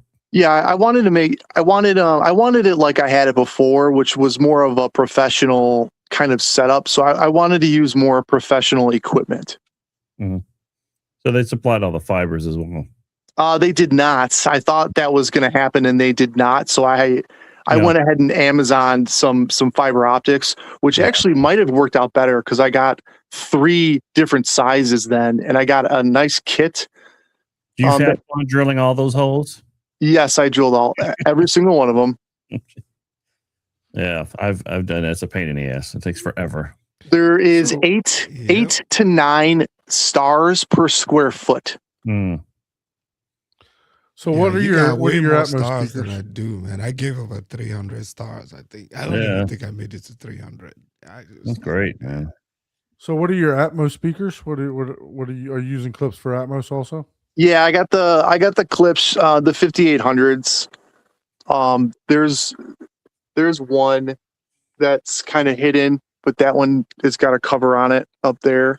So how did you attach it to the ceiling? You use like trim head screws and then like pluck the fabric over it, or what's that? The star ceiling? Yeah, the panels to the ceiling. Yeah, you can. I can show you one of my screw ups. I probably shouldn't show you, but can you see that? Yeah. So I wanted it to be secure. So I use like 3-inch drywall screws. Because drywall screws because they were black. And I screwed through the whole thing. Now, what was important about using that was I was able to then use one on each side, 1 screw on each side. So 4 screws total. But they are screwed into boards. But the important thing with using that was I was able to then level them because I knew this was going to be a problem. That was the biggest issue I had, was getting them flat within each other. Yeah, that's always a pain in the ass. Yep. Yeah, the ceiling is never level. Well, yeah, not only that, but then the panels that I'm making aren't really, they might not be square. Right. They warp. One way we've solved that, especially some of the theaters where we have like multiple panels, where there's like 9 panels making up the fiber optic ceiling, is at each corner we have a square piece of wood, at each corner. So we make a grid work of these square patches and we level all those. So all those are levels. So when we go to put the panels up, they just screw right into they're blocking. They're like blocking squares. Yeah. Every corner. So once you level all the blocking squares, then that way those are levels. So when you pop the panels in, you'll get that level, or you have very minor adjustment. But yeah, because otherwise it was a pain in the ass to try to get it flat against the ceiling. It's all warped. Or wavy. Yeah. Awesome. Man, you did a fantastic job on that theater. Looks very nice. Looks very professional. Thank you. Like Thank you. Said, when I saw the pictures online, I was like, the fact that you tackled that is amazing. Like I said, I know how horrible it is. Bill does it. That's a very good job, man. Thanks. There was a lot of tool throwing and screaming, and I had a friend over trying to get these up, and that was one of the most, I think, stressful moments, I think, of my life. I think my kids being born was less stressful than... Everybody says the star ceilings are nightmares. They are nightmares. And before the LED boards, way before I could take the history of these things, before they started making the LED boards, we used to take this enormous roll of tails, fiber optic tails. It'd become on a roll. And we'd have to run all the tails to each panel and then gather all the tails and put them like in this little sheathing. And we'd have this, by the time you have this tails of fiber optics, it would go to an illuminator that you would remotely locate somewhere. And the illuminator actually had the light source and the twinkle wheel and everything. And it was all, manual, so you had to and that was even worse. Then when they came out with the LED boards, it made it so much nicer. Yeah, I knew I didn't want to do that, because you'll see some like illuminators are like big. And it would have needed to be remote and in the cabinet, and then I would have needed to put all the strands through a hole, and I was like, I don't want to do that. So those Epic Skyboards make it so easy. Yes, I did. However, have to, going into this, I kind of had no idea, but I was asking questions, and the sales guy was kind of like, "Oh, you just do this," and I'm like, "Oh, okay." But they give you these plastic strips with there's 8 LEDs and there's 8 holes in a strip, but you have to take fiber optics and put them through the hole and then glue them on, epoxy glue them on, cut them flush, and then glue that piece onto the board. Yeah, we're gonna have a master class on this. So yeah, I'd love to have you back. Hey Jim, why don't you join us back on the computer? And okay. That way we can get the double dip that we promised today. We're going to give Dana an opportunity to show off his theater today too. Well, I have to say I've been enjoying Jim's stuff immensely. Dana's like, I don't even want to follow this one at this point. Is Dana already upgrading? I don't want to follow. I don't want to follow I'm going to Jim add at that. this point, man. Man, he did a fantastic job on that. Man. I have to give it. You don't have those skills. Yeah. What's up, Scotty-O? Thanks for joining us. What's going on, fellas? Dang, we got a full house, and it looks like someone's insane theater. Scotty-O sent me a player not too long ago. So nice. Oh, hey, Dana, you're on. Nice to meet you. We kind of face to face a little bit. Yeah, I got mine right here. we got a YouTube home theater hub first. We got a double dip on a home theater tour. Nice. So it only took us 132 episodes to get a double dip on the tour. So that's really cool. Yes, and yes, I actually received my second, or we'll say third player from Blu-ray optical drive from Scotty-O. Not to his fault, but the first one came like from California in like 2 days, and I was like, man, this is super quick. And then the post office decided to do something totally different with the second one. Yeah, when they were both shipped the same day. That was like 2.5 weeks, if not longer. It was 2.5 weeks. It was posted up somewhere. Paul said that they were using it to rip some discs. Yeah, they had to. Did you check the seal, man? I think they used it, man. Put it back. Oh man, yeah. So, but yeah, no, I still haven't hooked it up yet. This is what Scotty-O sent me. So if you guys are interested, make sure you reach out to them. Tell them how to reach out to you. You still Yeah, got I'll you post still the got link the drive? up in a little bit. Same one I have. lost the link again, so give me a minute. Like no one's buying in on it. So yeah, if you guys need some, just give me a little bit here. I'll post it up, and I might need another one, man. But Yeah, I got that, and then I got the verbatim, the little mini from. I still want that one. Yeah, I like the slim one. I still want the verbatim, man. So got that one. I can get them. They're just not very cost effective. Like I've been getting them from Germany. So, oh wow! You buy from Germany, and they ship them over here, and yeah, by the time you go through all that, it's like the high prices we're seeing online are kind of legit. Like that's coming all the way back from the distributors up. So there's just price pressure. I just was on the phone the other day with a couple of distributors, and they're like, "Hey, June 30th is the last day before the next price hike comes across from all the manufacturers again." I'm like, ugh. And they're done making them. It's just basically what's available is what's available. So, right. Yeah, I'll pull up the form and put it in the link here. Just give me put it in the private chat. We'll send it out for you for sure.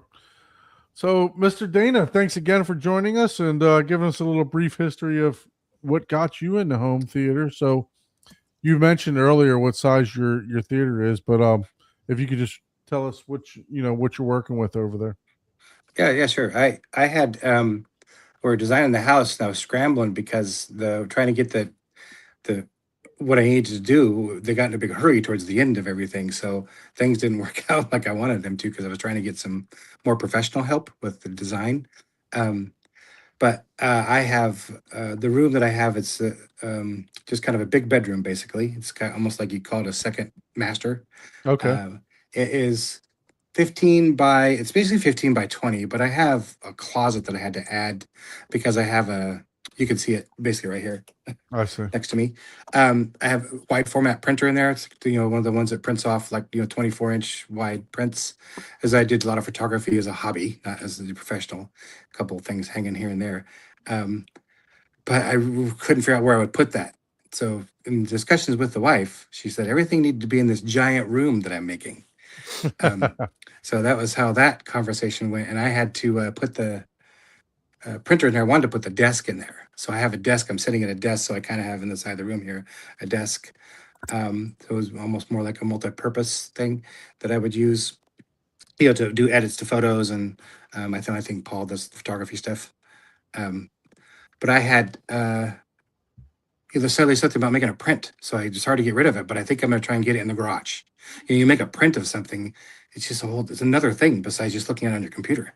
Right. So I'm struggling with it. But as far as a room, 15 by 17, I have more of a basic setup. My rack is in the room, and I'll show you that. I have golden ear speakers all the way around. And I remembered one of the things I was listening to you guys talk about it. I know that I think, Don, you were thinking about golden ear a little bit. Mm-hmm. And there's not a lot of love for golden ear around, so I figured I would share. Man, that's fantastic because I love the Titan series for sure. I like the tweeters in the golden ear, and they sound almost more like the Martin Logan Electrostats than the Martin Logan Motion. It was weird to me to think that they were the similar, so I like the relay back. So I ended up going with those instead of the Motion. The Motion tweet, the center channel wasn't as fun to me. The guy had both set up so I could hear both of them. I did like the towers on the Motion. So I did if I could have done a 3 left and center right of the towers, I might have gone the Motions, but I'm pretty happy with the golden ear. In terms of detail, they're just really, you can listen to this really low volume and it sounds, pretty amazing. So you have the Super Center also? Yes, I have the Super Center XL, and I have the Triton 1Rs for left and right. And for the Atmos, I have the it's the 7-inch one, the 7,000, I think, or 7,000. Right? Yeah. What's that? Yeah, it's angled. You can kind of twist it to angle it towards the seating position. And I have 4 of those up top. The rear ones, I was trying to decide if I wanted them to be rear Atmos or rear, base layer, but I kept them as Atmos because, Yeah, it didn't really make sense. I don't have rears, which is what I'm trying to work on right now. And you'll see that I'm deconstructing this closet and as I show you some things. But I have my subwoofers are the PB3000. I have 2 of them up front, SVS.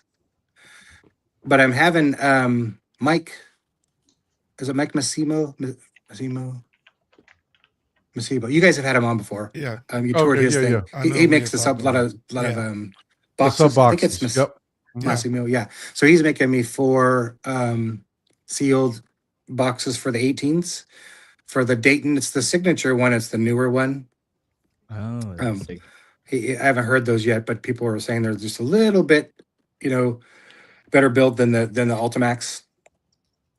Oh yeah, there you go. Yeah, the Invasive. They didn't have the 8000 when I did mine. I might have got those. Okay. So which one did you wind up getting? The 7000. They were to the right there. Okay. HTR 7000. Those are the ones up top for my Atmos, and they're aimed right to the center. Very nice. And they're just inside my left and right mains. Yeah, I mean, I love these speakers, man. Sandy Gross designed these. They sound. I love the sound of these. I thought about doing 4 of these. For 2 in the front, 2 in the back. That way you got subwoofers all around too, because the towers come with the subwoofers built in. Yeah. So man, yeah. I do love the Golden Ear sound. Yeah. I've struggled a little bit with trying to figure out balancing those with the subwoofers, the SVS subs. I don't know if I'm there yet, but it seems. Did you get the ported, or did you get the sealed SVSs? Yeah, no, I got they're the PB3000, so they're not the sealed, they're the ported ones. Yeah. If I got the sealed, if I did get the sealed ones, what you're saying would have been smarter. I got a really good deal. I'm a sucker for that, right? Yeah, for sure. Opportunity comes up. Oh yeah, I'll take those because I had the Rel. You can always plug them too. They make plugs for them. Yeah, actually, I do have them plugged. Too, so. I'm running them as sealed.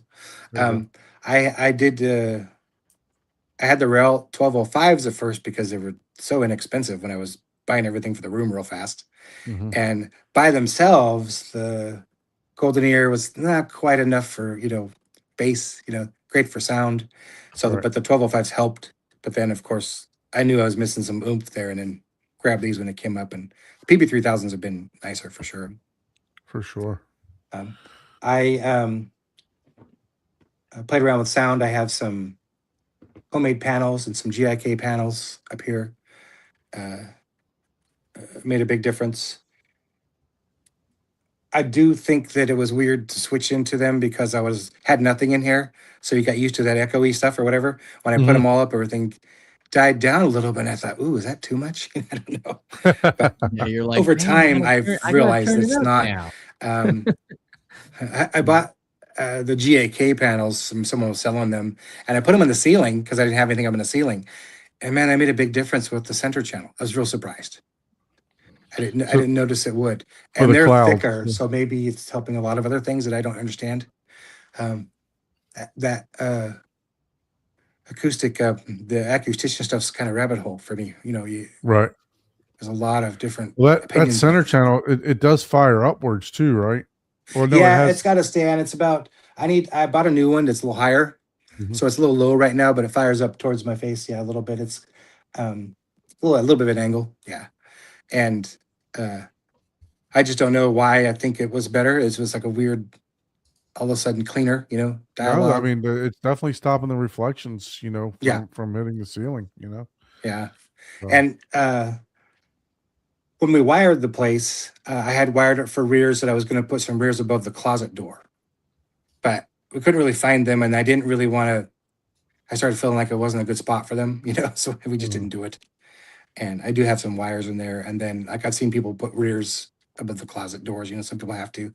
So I will probably have some. I bought some stands, and I bought the Golden Ear, the BRX. What's the bookshelves? The bookshelves ones.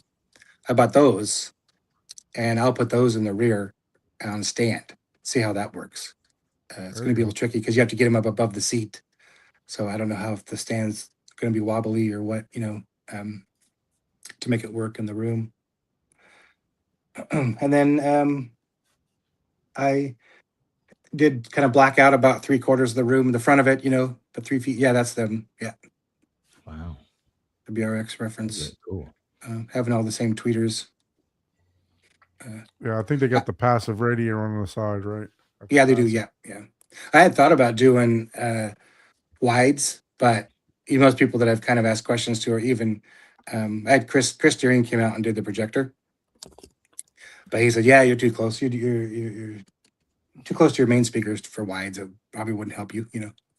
So they're going to try them out, but he said you could always try. Anything there." So what is this? What screen are you? You want to go ahead and Yeah. Are you using your phone or a tablet or? I was actually. Let me fix this. Oops, I'm kind of echo because I couldn't see on my phone, so I had to turn on my laptop. But I have it on my phone. Okay. Yeah, We should be able to move around. let's take a look Now, at. I'm not as great at working. I've never used this program. I just got to turn my camera around, I think. Yeah, sometimes the iPhone might kick you out. So if you click on the camera button down at the bottom and then Okay. switch the camera. Oh, there it goes. Go back. Back dual camera. Back camera. Mhm. Must be back camera, I'm guessing, right? I believe I have so. back dual camera. Can you watch both of them at the same time? I don't know what that is. There we go. Okay, yeah. There you go. So see my construction in my desk area here. There we go. So I'll slowly go. It's so small for me to see, but I'll try to go slow enough to move. There we go. So if you see here, there's a closet here. That I have the big printer in. That's a really wide closet, so it fits the printer and a couple other storage things. Mhm. But I will likely try and get some. I tried to put a little acoustic panel up there. It broke. I'm gonna try and cover these up, and then I'll put that desk that's there in there because over here I want to put that 18. So I'm getting some really shallow mounted 18s from Mike. They'll be like 14.5 inches, I think, or 14 inches shallow or 14 inches deep. And if you want, I'm just going to walk in by here. Here's the rack. Sure. The rack, I have, I don't have a door. I'm trying to get some pieces here for this so I could cover it up, but I struggle with the whole, all these wires. That's why I was looking at, I know they make some nice rear entry ones, or another way to push those back. So I got to work this out so I can get a door because these lights flash on the screen. And it's just a little bit noisy. You can hear it humming. Yeah. So is that the Panasonic 9000? I know I have the Magnetar. Oh, the Magnetar. Sorry. Oh, nice. Magnetar. Got like someone was selling it, so I grabbed that. I had the Oppo 105 is what I had for a long time. Oh, very Oppo 105 is in the living room. I never did buy the 205 because I just bought the 105, so it was one of those hard things to right. make work out. Yeah, the Magnetar I have, and then let's see. We'll scroll down a little bit. I have a bunch of Magnetar can play Sonos. ISOs. So what are you using for your NAS? Is that Synology? This is Synology. Synology NAS, and I use it for the Zidoo player. The Zidoo player is up here. They're like got the little tiny one here. Okay. I know it's like the I can't remember the model number, but it's like the 9X or something. The 9X, yeah. Yeah. The 9X. It's amazing. That thing, produces great. Yeah, I mean, great. if you got storage down below, you don't need anything else but just the player. So Just a player. My storage situation's complicated though because I have Starlink, and Starlink likes to change IP addresses. Oof. When all this stuff shuts off, it'll come to really trying to figure that out. And I also bought a bunch of hard drives to replace for my Synology, so I can get the. These are four terabytes, and then I have bought a bunch of 18s to put in there to beef that up because I have a whole box of movies that I won't show you, but they're there, right. They're under my desk down there. How many 18s did you get? I think I have 5. Oh, very nice. Yeah, 5 18s. You mind me? Did you just recently buy them? Yeah. Well, I bought 2 of them about a month ago. They're around me like the asking, $350 really? each, I think. That's cheap. They're all kind of, you can see them all stacked up over here. Yeah, that's what model did you get? I got the Exos ones. Let me see what these ones are. Okay, so the man, I because I've been had looking for them and they're Wolf. like $500. Yeah, they're now they went up quite a bit after I'm gonna see what this one is. I can't remember what this one is. This is Iron Wolf. These stack here is all Iron Wolf, and I think these were the Exos ones.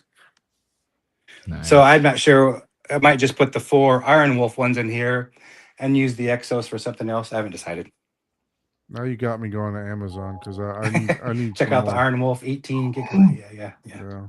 18 So terabytes. that's what I have. I have Wait, I are have they 8 cheaper? 'Cause 18s I right need, now. I need 2 more 18s, Vince. Probably. More 18s, yeah.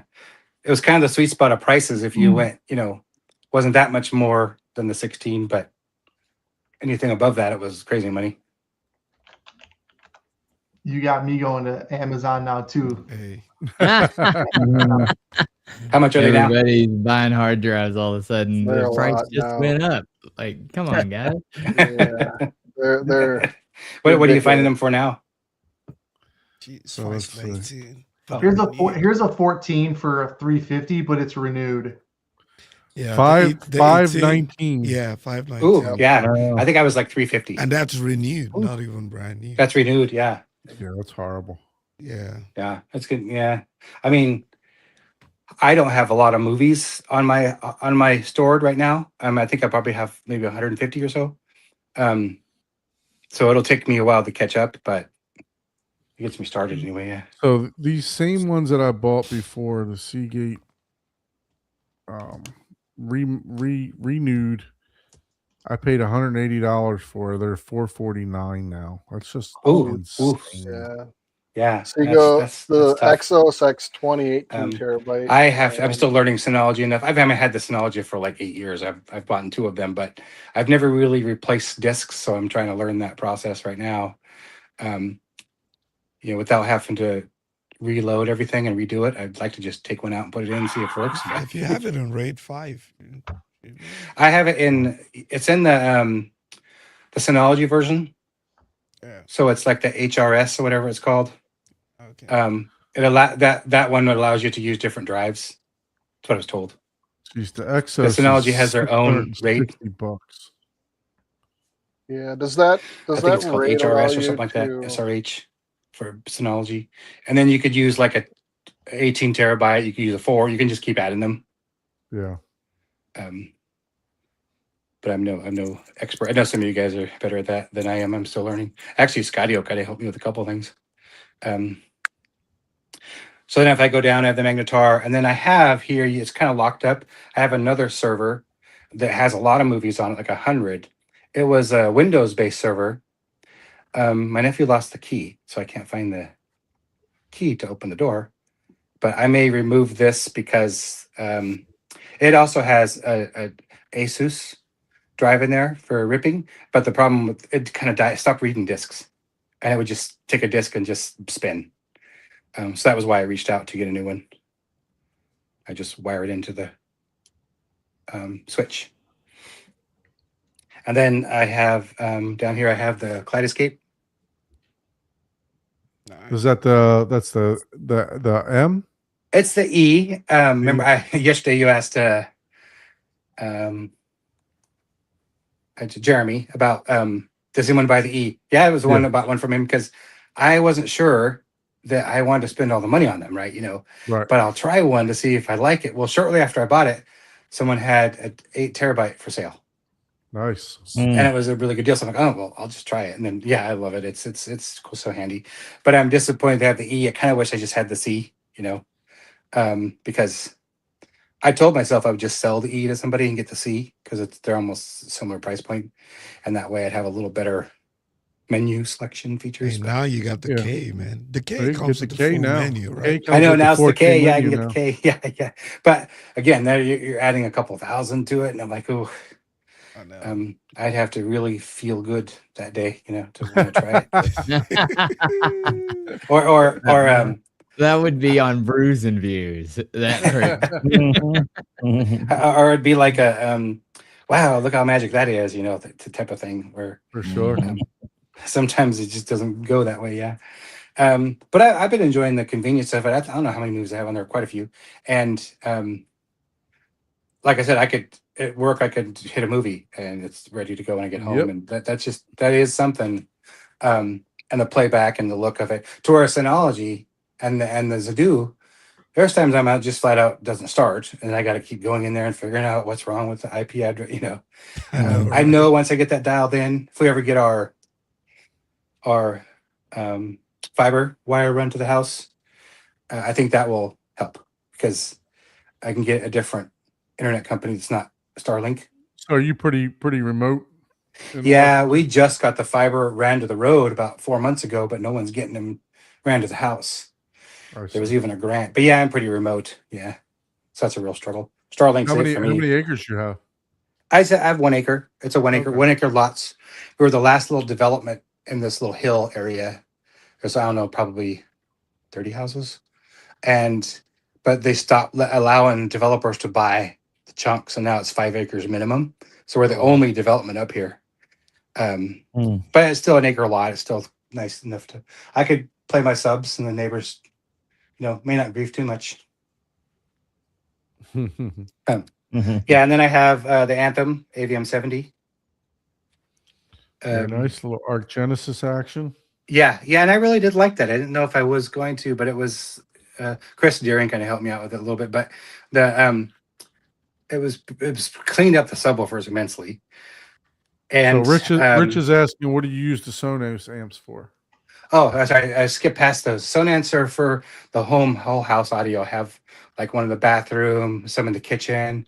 They're all in ceiling, and they're bathroom, kitchen, and then the back patio for which I never turn on, but what do you can just play use, like Zone 2 for that? For your I do have a Zone 2 for the living room ones where I have one of the Sonos. I forget what those little ones are called, but I do have one in there for that, so I can play. I have like a 5.1 in the living room too. Okay. It's all focal. It's all in ceiling angled, which isn't too bad because the TV is mounted high. But yeah, I could play everything throughout the house. So Sonos is awesome. I got Sonos in my house. I love it. Yeah, it just always works. Man, I never have any problems with it. Yep. And then the Sonos, and then I have the DSD audio, or was it OSD? OSD. That's the same ones. I think Ike has them. And then I got the 7 channel, 2 of the 7 channels. One of them is the and one's what do you call it? I'm losing my mind here. One is the AB, and the other one is the one that runs cooler. Can't remember the name. The Class D, or yeah, it's a Class D, and the other one's an A and a B. So I have those running everything. I just had switched out last year. I had Denon for the first couple years here, and then this came available, so I thought I would try it. And there's difference in sound. It's not night and day, but from the Denon to the Anthem, I have enjoyed it. And then I was kind of noticing that every time I hear you guys talk about gear, that I seem to have most of what I cast. Anthem, pretty much, yeah. OSD, and then my projector. The AVM. My projector is the it's also the NZ7. 7, yep. NZ7, and I bought that from a dealer up here. He is going to switch to try and sell more high end stuff like Barco, and I think he just got his stuff set up for Barco. Oh wow! So I bought this out of his showroom, and I was nervous about it because when I saw his demo was on one of those Seymour XT screens, and I thought it was really dim, and I was really struggling with that idea of, man, I paid that money for that dim.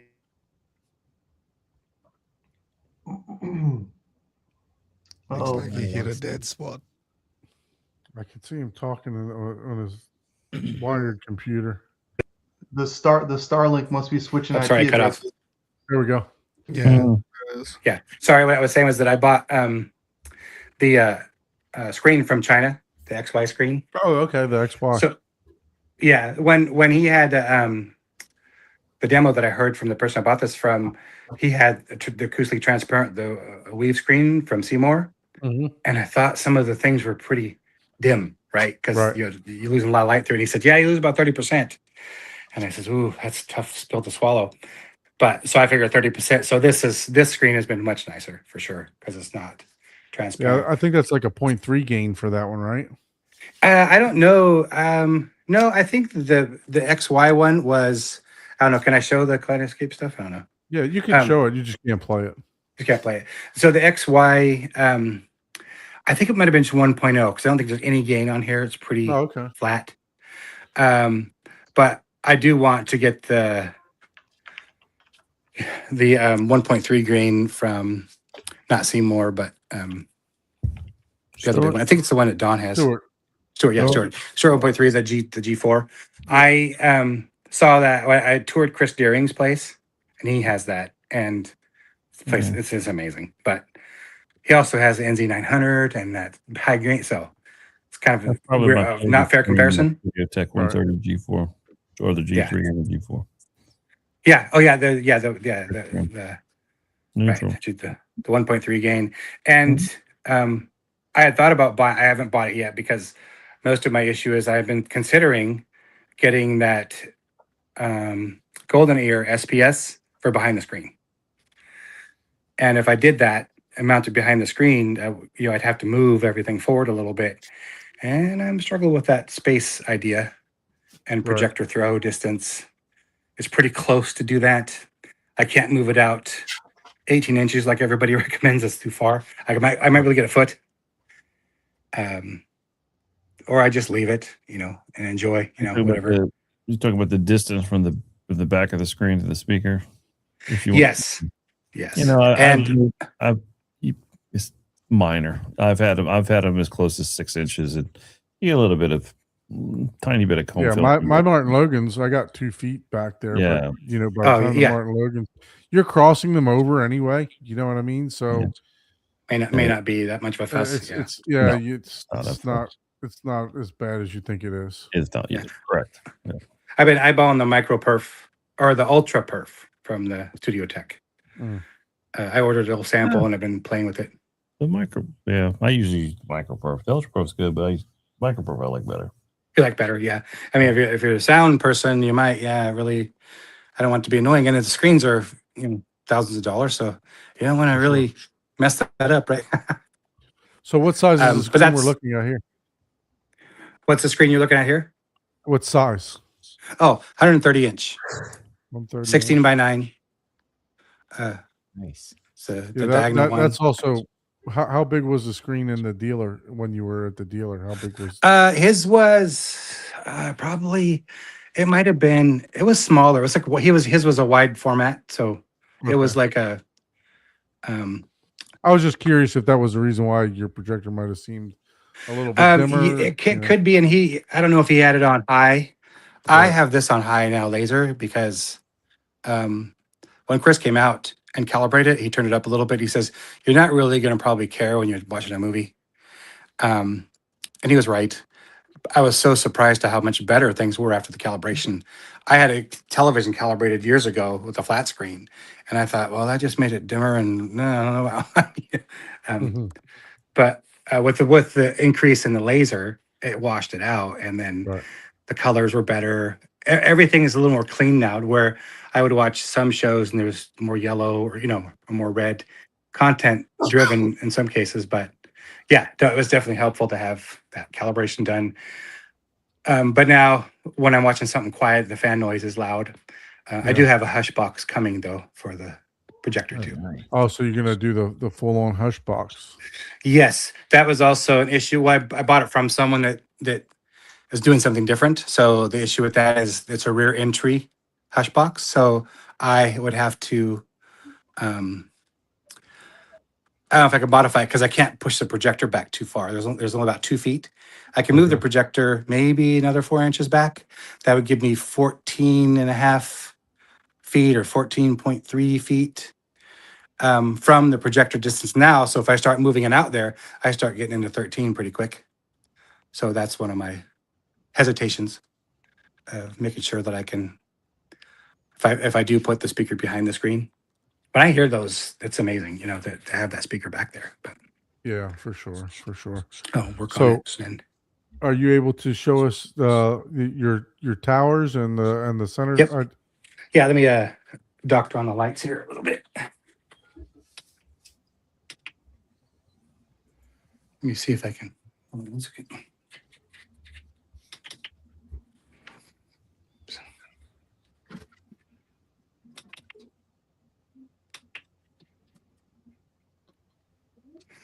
Let me see if that's enough light to get over here.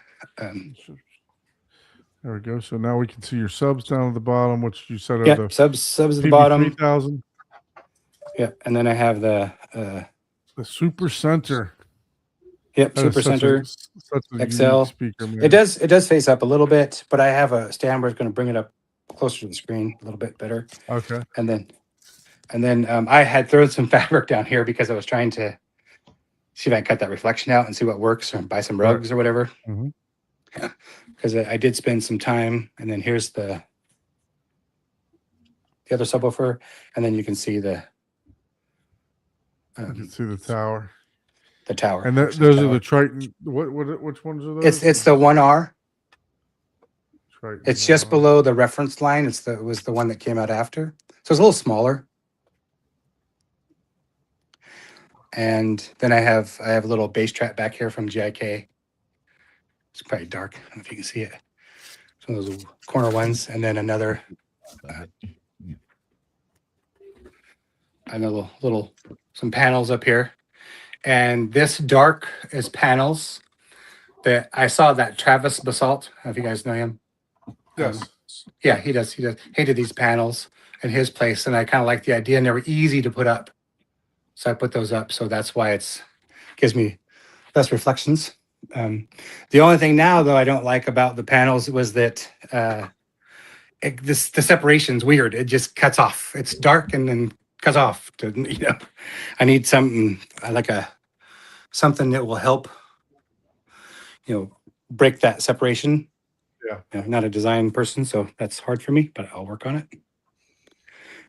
These wall sconces things, I guess, got those off of Craigslist. We had the wires already run for those. Then here's my rear. My side surrounds. They are they're SPS, but they kind of, I forget which model number they are, but they have a woofer that goes both ways. It's the small woofer. Mm. Did I lose you guys? No, you're Nope. still here. Oh, Okay. So you got the. It's a- So those are the. They're It's a both dipolar. angled. Yeah. It's kind of like a I was dipole thinking- design, I but was they're not thinking of the really word. that much stretched, Yeah. They're behind my seats. Bipolar. Yeah. They're probably about a foot behind my seat and up a little bit because that was a recommendation for 5.1. But I may move the seat back a little bit if I get the rears, because if you look here, the rears are going to have to stand in front of those doors. So maybe not to be the best, but it'll be more fun for me in here, I think. Okay. These ones say they're the JPS. Yeah, that's it. Yeah, the KPS. Yep. So gold near JPS. Those are And then nice, you can man. see my Atmos up here. I need to paint those. I bought some paint to spray paint those, so they'll be the same color as the wall. What are those? What model are these? Yeah, those instruments. This was the HTR, the 7000, I think. The SVS. I mean, Golden Ear 7000. Yeah, the HDR 7000 is HTR 7000. Yeah. Oh, okay. those are Yeah. all golden near. Yeah. So how many Atmos speakers do you have? 4 or 6? I have 4. I have 2 here. So if I'm sitting in this position, this is my position. I have 2 up here, and then I have 2 behind me. So I have 4 total, but they're off a little bit in terms of placement. So you'll be able to see maybe if it's not too bright. Yep. I don't know if you can see them at all, actually. I know we The can light's see them. blocking it. Yeah, see it. Yeah, so he moved them over a little bit. I had someone help me install them because I was not here. So they're supposed to be right behind the light, but he said there was a duct there. And I'm not so sure. I think it just made it easier for him. But Well, they're is that over your about. return right there. There's a return there, but when the return goes, you could have went on your side of the return Okay. because I had been up there before. But you know, just easier. So, but when you're up there, you know, there's not a lot of content that goes back there. But I think that, and this one, he just kind of tried to match this side, which there's no return, but he wanted to put them in the same spot. Right. So basically, you got set up as a 5.4. Yeah, 5.4.2 right now. Yeah, and then I'll add the rears as because I have probably maybe 6-7 feet to the closet door still that I could work with to put the rears. It's just not convenient because I'll have to move them if I ever want in the closet. Yeah. Or at least move one of them. We'll see. Yeah, and then the subs that I'm getting from Mike are going to replace the PP3000s up front. They're going to be the 18s with a 14-inch depth, just in case I ever do want to cover them up and maybe do the goalpost, you know, screen up front, cover up the subs. I'll have to leave probably the my main left and rights out, but then I could put the center channel behind with the SBS. But I'll put the other sub will go here, so back in the corners on the wall. Okay. So when I open the door, it'll be kind of right where you walk in, like right there. But 14, it shouldn't. You can walk around. You can walk around the space pretty easy right here. Right. There's more 3 feet, so I'll have 4 18s. No, it's doing near field right behind the seats too. Well, I could, yeah. I mean, it'll be close stuff. We'll see. And the good thing about my floor is there's a huge crawl space under here, so this is all wood. Oh man. So pretty much anything will shake. I can get some tactile from the PP3000s, but it's not as good as when I went to Chris's place. Oof. He's got those Mark Seaton subs. Oh, okay. Like all over, and I've never been to his place or. Yeah, if you get a chance, it's pretty cool because it's just got nice stuff in there, and he's a good dude. But yeah, when you start hearing what things can do, and I'm going to M-Wave. So you're gonna do some tours? Yep, I'm doing all of them. I think whatever as many as I can. I think I signed up for all of them. Because last year I missed it. I ended up not being able to go last minute. So I said this year I'm going no matter what, and even if they don't have the real M-Wave, I'm gonna at least get to the tours because I really kind of want to be able to hear some things. I've never heard JTR. Some medical thing. He was out for a while, right? Didn't he have some? Who's that? Chris Deering. Yeah, he was. Yeah, he's been out for a while. He's been recovering for about a month. He's been. I think he's been sharing with people a little bit. I think he had some like throat cancer. Yeah. I remember back in January. I think I talked to him. And I remember. Yeah, he stayed in New York for a little bit, and then. I have to give him a call see if he's back up and running. Yeah. I'm not sure exactly what he's doing. We don't chat too much. Just a couple of things because I had him come out and do the projector, and then. I know he's knowledgeable about everything. I mean, yeah, for sure. Yeah, he does a design for acoustic stuff too. I think he used to design all of the acoustic stuff a bunch of years ago. Like he would set up the rooms. It's a Deep Dive AV. That was his company, right? Yeah, that's his company. Yeah. Deep Dive AV. Yeah, that's his company. Yeah, I was trying to get him to do something in January, but I think it's just right when he was, Oh, busy. Yeah, or just going through that stuff. When he was just recently diagnosed at that point. So right. Yeah, I'm not doing it for a while now. So yeah, I think he's on the men now, but that's good. Yeah, it's pretty cool. He'll do projector calibration at his house and send it to you because he's got all the screens. So that's kind of cool. Lumagen. I haven't graduated the Lumagen thing yet, but yeah, actually, I was trying to have him come and calibrate that LED wall. Right. Yeah. It's got a Lumagen. That would be. I remember you talking about trying to get him out there to Mr. Long's house. Yeah, that'd be cool. Yeah, he's straight up and knowledgeable. Man, you did a good job in this theater too. So, what color is the paint on the wall? It's web gray on the wall, and then everywhere a ceiling. I have carpet down here on the. This is a gray, even though it looks pretty. We lost him a little bit. We lost him again. Yeah. It does look like a little, almost like a beige, Yeah, carpet. yeah. It's gray, Just the but light- it it's looks just the lighting. Mm-hmm. Yeah, it's hard to make things look. Let's see if it connects. Let's see if he comes back. Hopefully he'll pop back in here. Yeah. Man, no, two great theaters today, man. That's Yeah, phenomenal. Sure, man. That one's more like my theater. Except probably I don't have a kaleidoscope. I don't know if I'll ever do that, but maybe Well, one of Paul, these let's days. do it, man. I tried to switch to the laptop, but okay, we got you back. I can bro. see you guys, but you guys can hear me. Yeah, We can hear you. you now. Oh, Yeah, the well, laptop is oops, I gotta flip the camera back.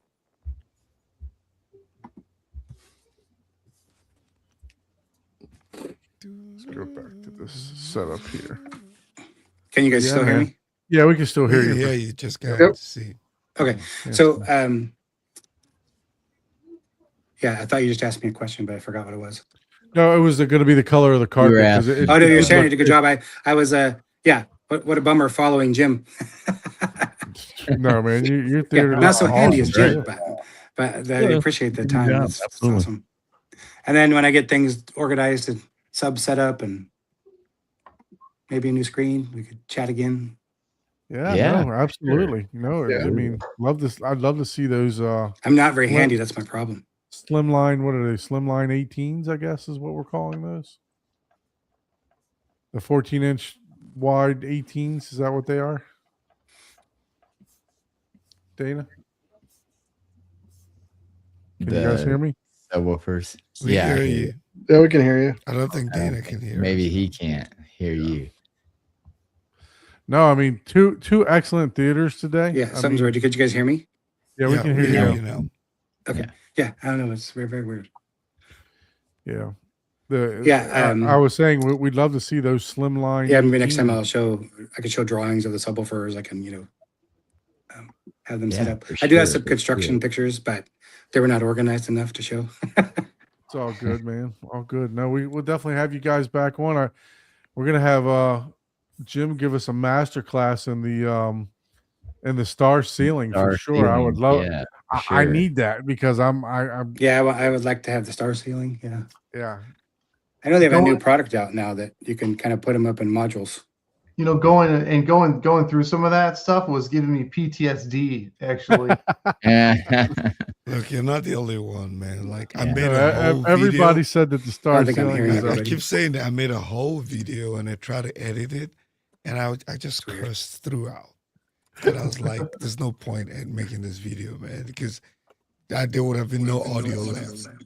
It would have just been video and no audio." Because, Yeah. I bought the LEDs, the ones that has like 1,000 fibers, and I only got to like about 300. So there's like 700 fibers just sitting there all folded up. I didn't want to cut it off because I was like, I'll probably go back to it, but nah.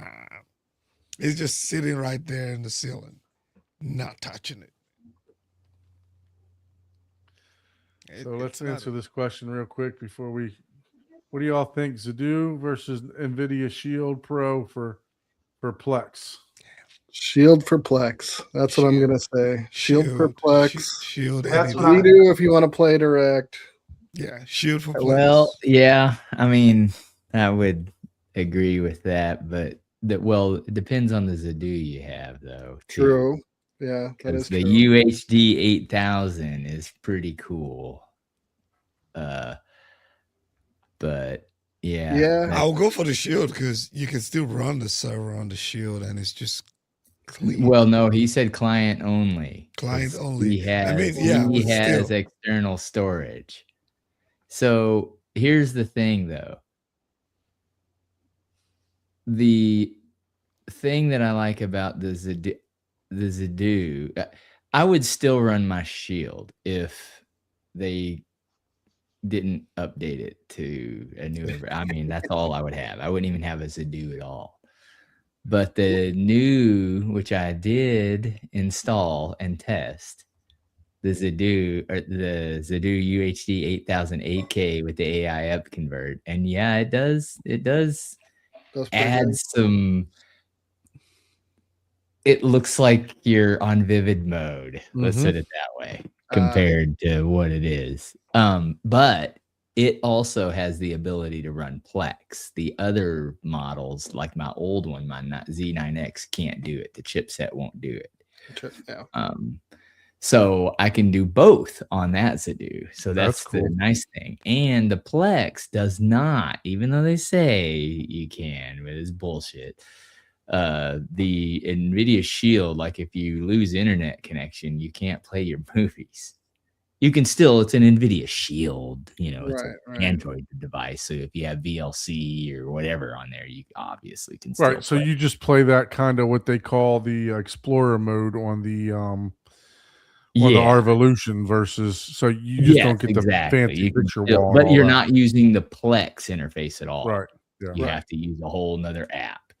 So whereas Zadoo keeps everything local, like you can have no internet. You can literally take, and I've done this before, like a Z9X and an external hard drive, scan all the metadata, to get all your poster wall art, and that can be your little camping travel setup. You can't do that with the NVIDIA Shield and the Plex server. Even with the server built in, it wants to talk to the damn internet. Yeah. The Arvolution says that you can play it without running Plex client on the Zadoo. Right, but there would be no reason. I would never want to run the Plex client. Myself. I tried it just to try it, and I was like, and that's what I was kind of thinking my answer. It's exactly. I was like, yeah. So the reality of this question is, fucking come over and check it and see what you think, dude. I would be in agreement with you. Like if it's local playback only, I go to my Zadoo, or I'm super geeked out, so I do my Core Elec and Kodi setup, but that one isn't for the faint of heart yet. There's quite a bit of setup with that one. But I agree. Zadoo for local playback, but Plex has other advantages, like you have the Google Play Store, so you can run some other apps. You can put Netflix. The new Zadoos are Google Play Store. Did they got authorized for Google now? Yeah. Nice. Well, that's the UHD 8000 is Google. Will it do Netflix? Is it Netflix certified as well? Ooh, I don't know about that. It's not. I'll have to check that out. Not 4K. It doesn't do Netflix. I don't have a Netflix account though, so that's what a lot of people that are running a Shield. They're installing Amazon. They're installing Netflix. There's definitely the Arvolution TV version that's now available in my closet. There's what? The Arvolution TV version. The 8K TV.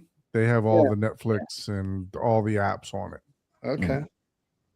So yes, you can, and it does play Dolby Vision. Plays all the. Boy's doing it the complex way. He's a nerd engineer. Well, he's Cody, if you're doing Kodi with Plex, get an AMB 6 Plus. And install Core Elec on it, and you'll get even full Dolby Fell support on the thing. So Dolby Vision Fell, which you can't get really on any other device. If you want the best of the best, that would be it. But like I said, if you're running Kodi, you already know like all the little tweaks and tunes that you have to do to make it look good. And so Core Elec is just its own operating system, and then they found a way to enable the full Dolby Vision profiles. So your Blu-ray 4K backups will play both layers without any issue. And that's a great setup. That's what I run. Well, listen, guys, if you'd like to pick up an optical drive, I just posted the form, the easy form that Scott made for you. Just the easy form. Reach out to him via the link in the chat that I just put there. MK, this is why I have Zedu. All the updates. I was like, oh, F that. I'm not dealing with auto updates. It's so like, no, I don't want to have to engineer my damn downtime. You know. So Jim and Dana, hold on. Don't hang up when I run through this stuff. But we'll meet you back in the green room here for a little bit. But want to let everybody know that we probably, unless Ike gets a wild hair, we probably will not be on next Thursday. I'm going to be taking a little vacation. So is Paul. So maybe Ike will post a video or something for you guys. You know, for you guys a new YouTube video for you to check out. If you could please do all that great YouTube stuff, like, share, subscribe, hit the like button. The algorithms hate us because we run 3-hour shows. Help us promote the show for sure. If you would like to have a home theater designed, or if you need a new Kaleidoscape, reach out to Abe at 3dsquared.com. Abe, thanks for joining us on the show today, sir. Yeah, well, I love it as always. And once again, if you'd like to be a guest on the show, please join us please send us an email to hometheaterhublive@gmail.com. Dana and Jim, appreciate you guys. Thank you so much. Look forward to having you guys back on the show because I would definitely love to see a masterclass in the star ceiling that Jim did here. I want to see those great job. And then I do want to see these subwoofers that Dana's getting also. So we'd love to have you guys back on. You guys had the link. If you want to just come on and talk shit about home theater, whenever you want, pop in, pop out. We like this to be like a Zoom type of meeting. You want to motivate Don to get his theater done? Come on, anytime. You know, I got a scratch right here. I think I got a little scratch right here. But definitely, if my wife is talking about going up to Clearwater Beach again, Jim, you might be seeing me earlier than later. Do it, Don. But until next time, lights down, sound up, and don't blame us for your next upgrade. And see you guys. Happy 4th of July to everyone. Be safe. Happy July 4th. Stay behind, Dana. Don't leave. Come back with all your fingers. I forgot what the fireworks. Unlike Paul. No, I forgot. I don't know how to do fireworks. Paul's getting rid of his fingers here. Is that what you're showing? There you go. Oh, there we go. Fireworks. I forgot how to make the fireworks go. Happy 4th of July. Happy 4th of July, everyone. Happy 4th. Yep. That's right. Double thumbs up.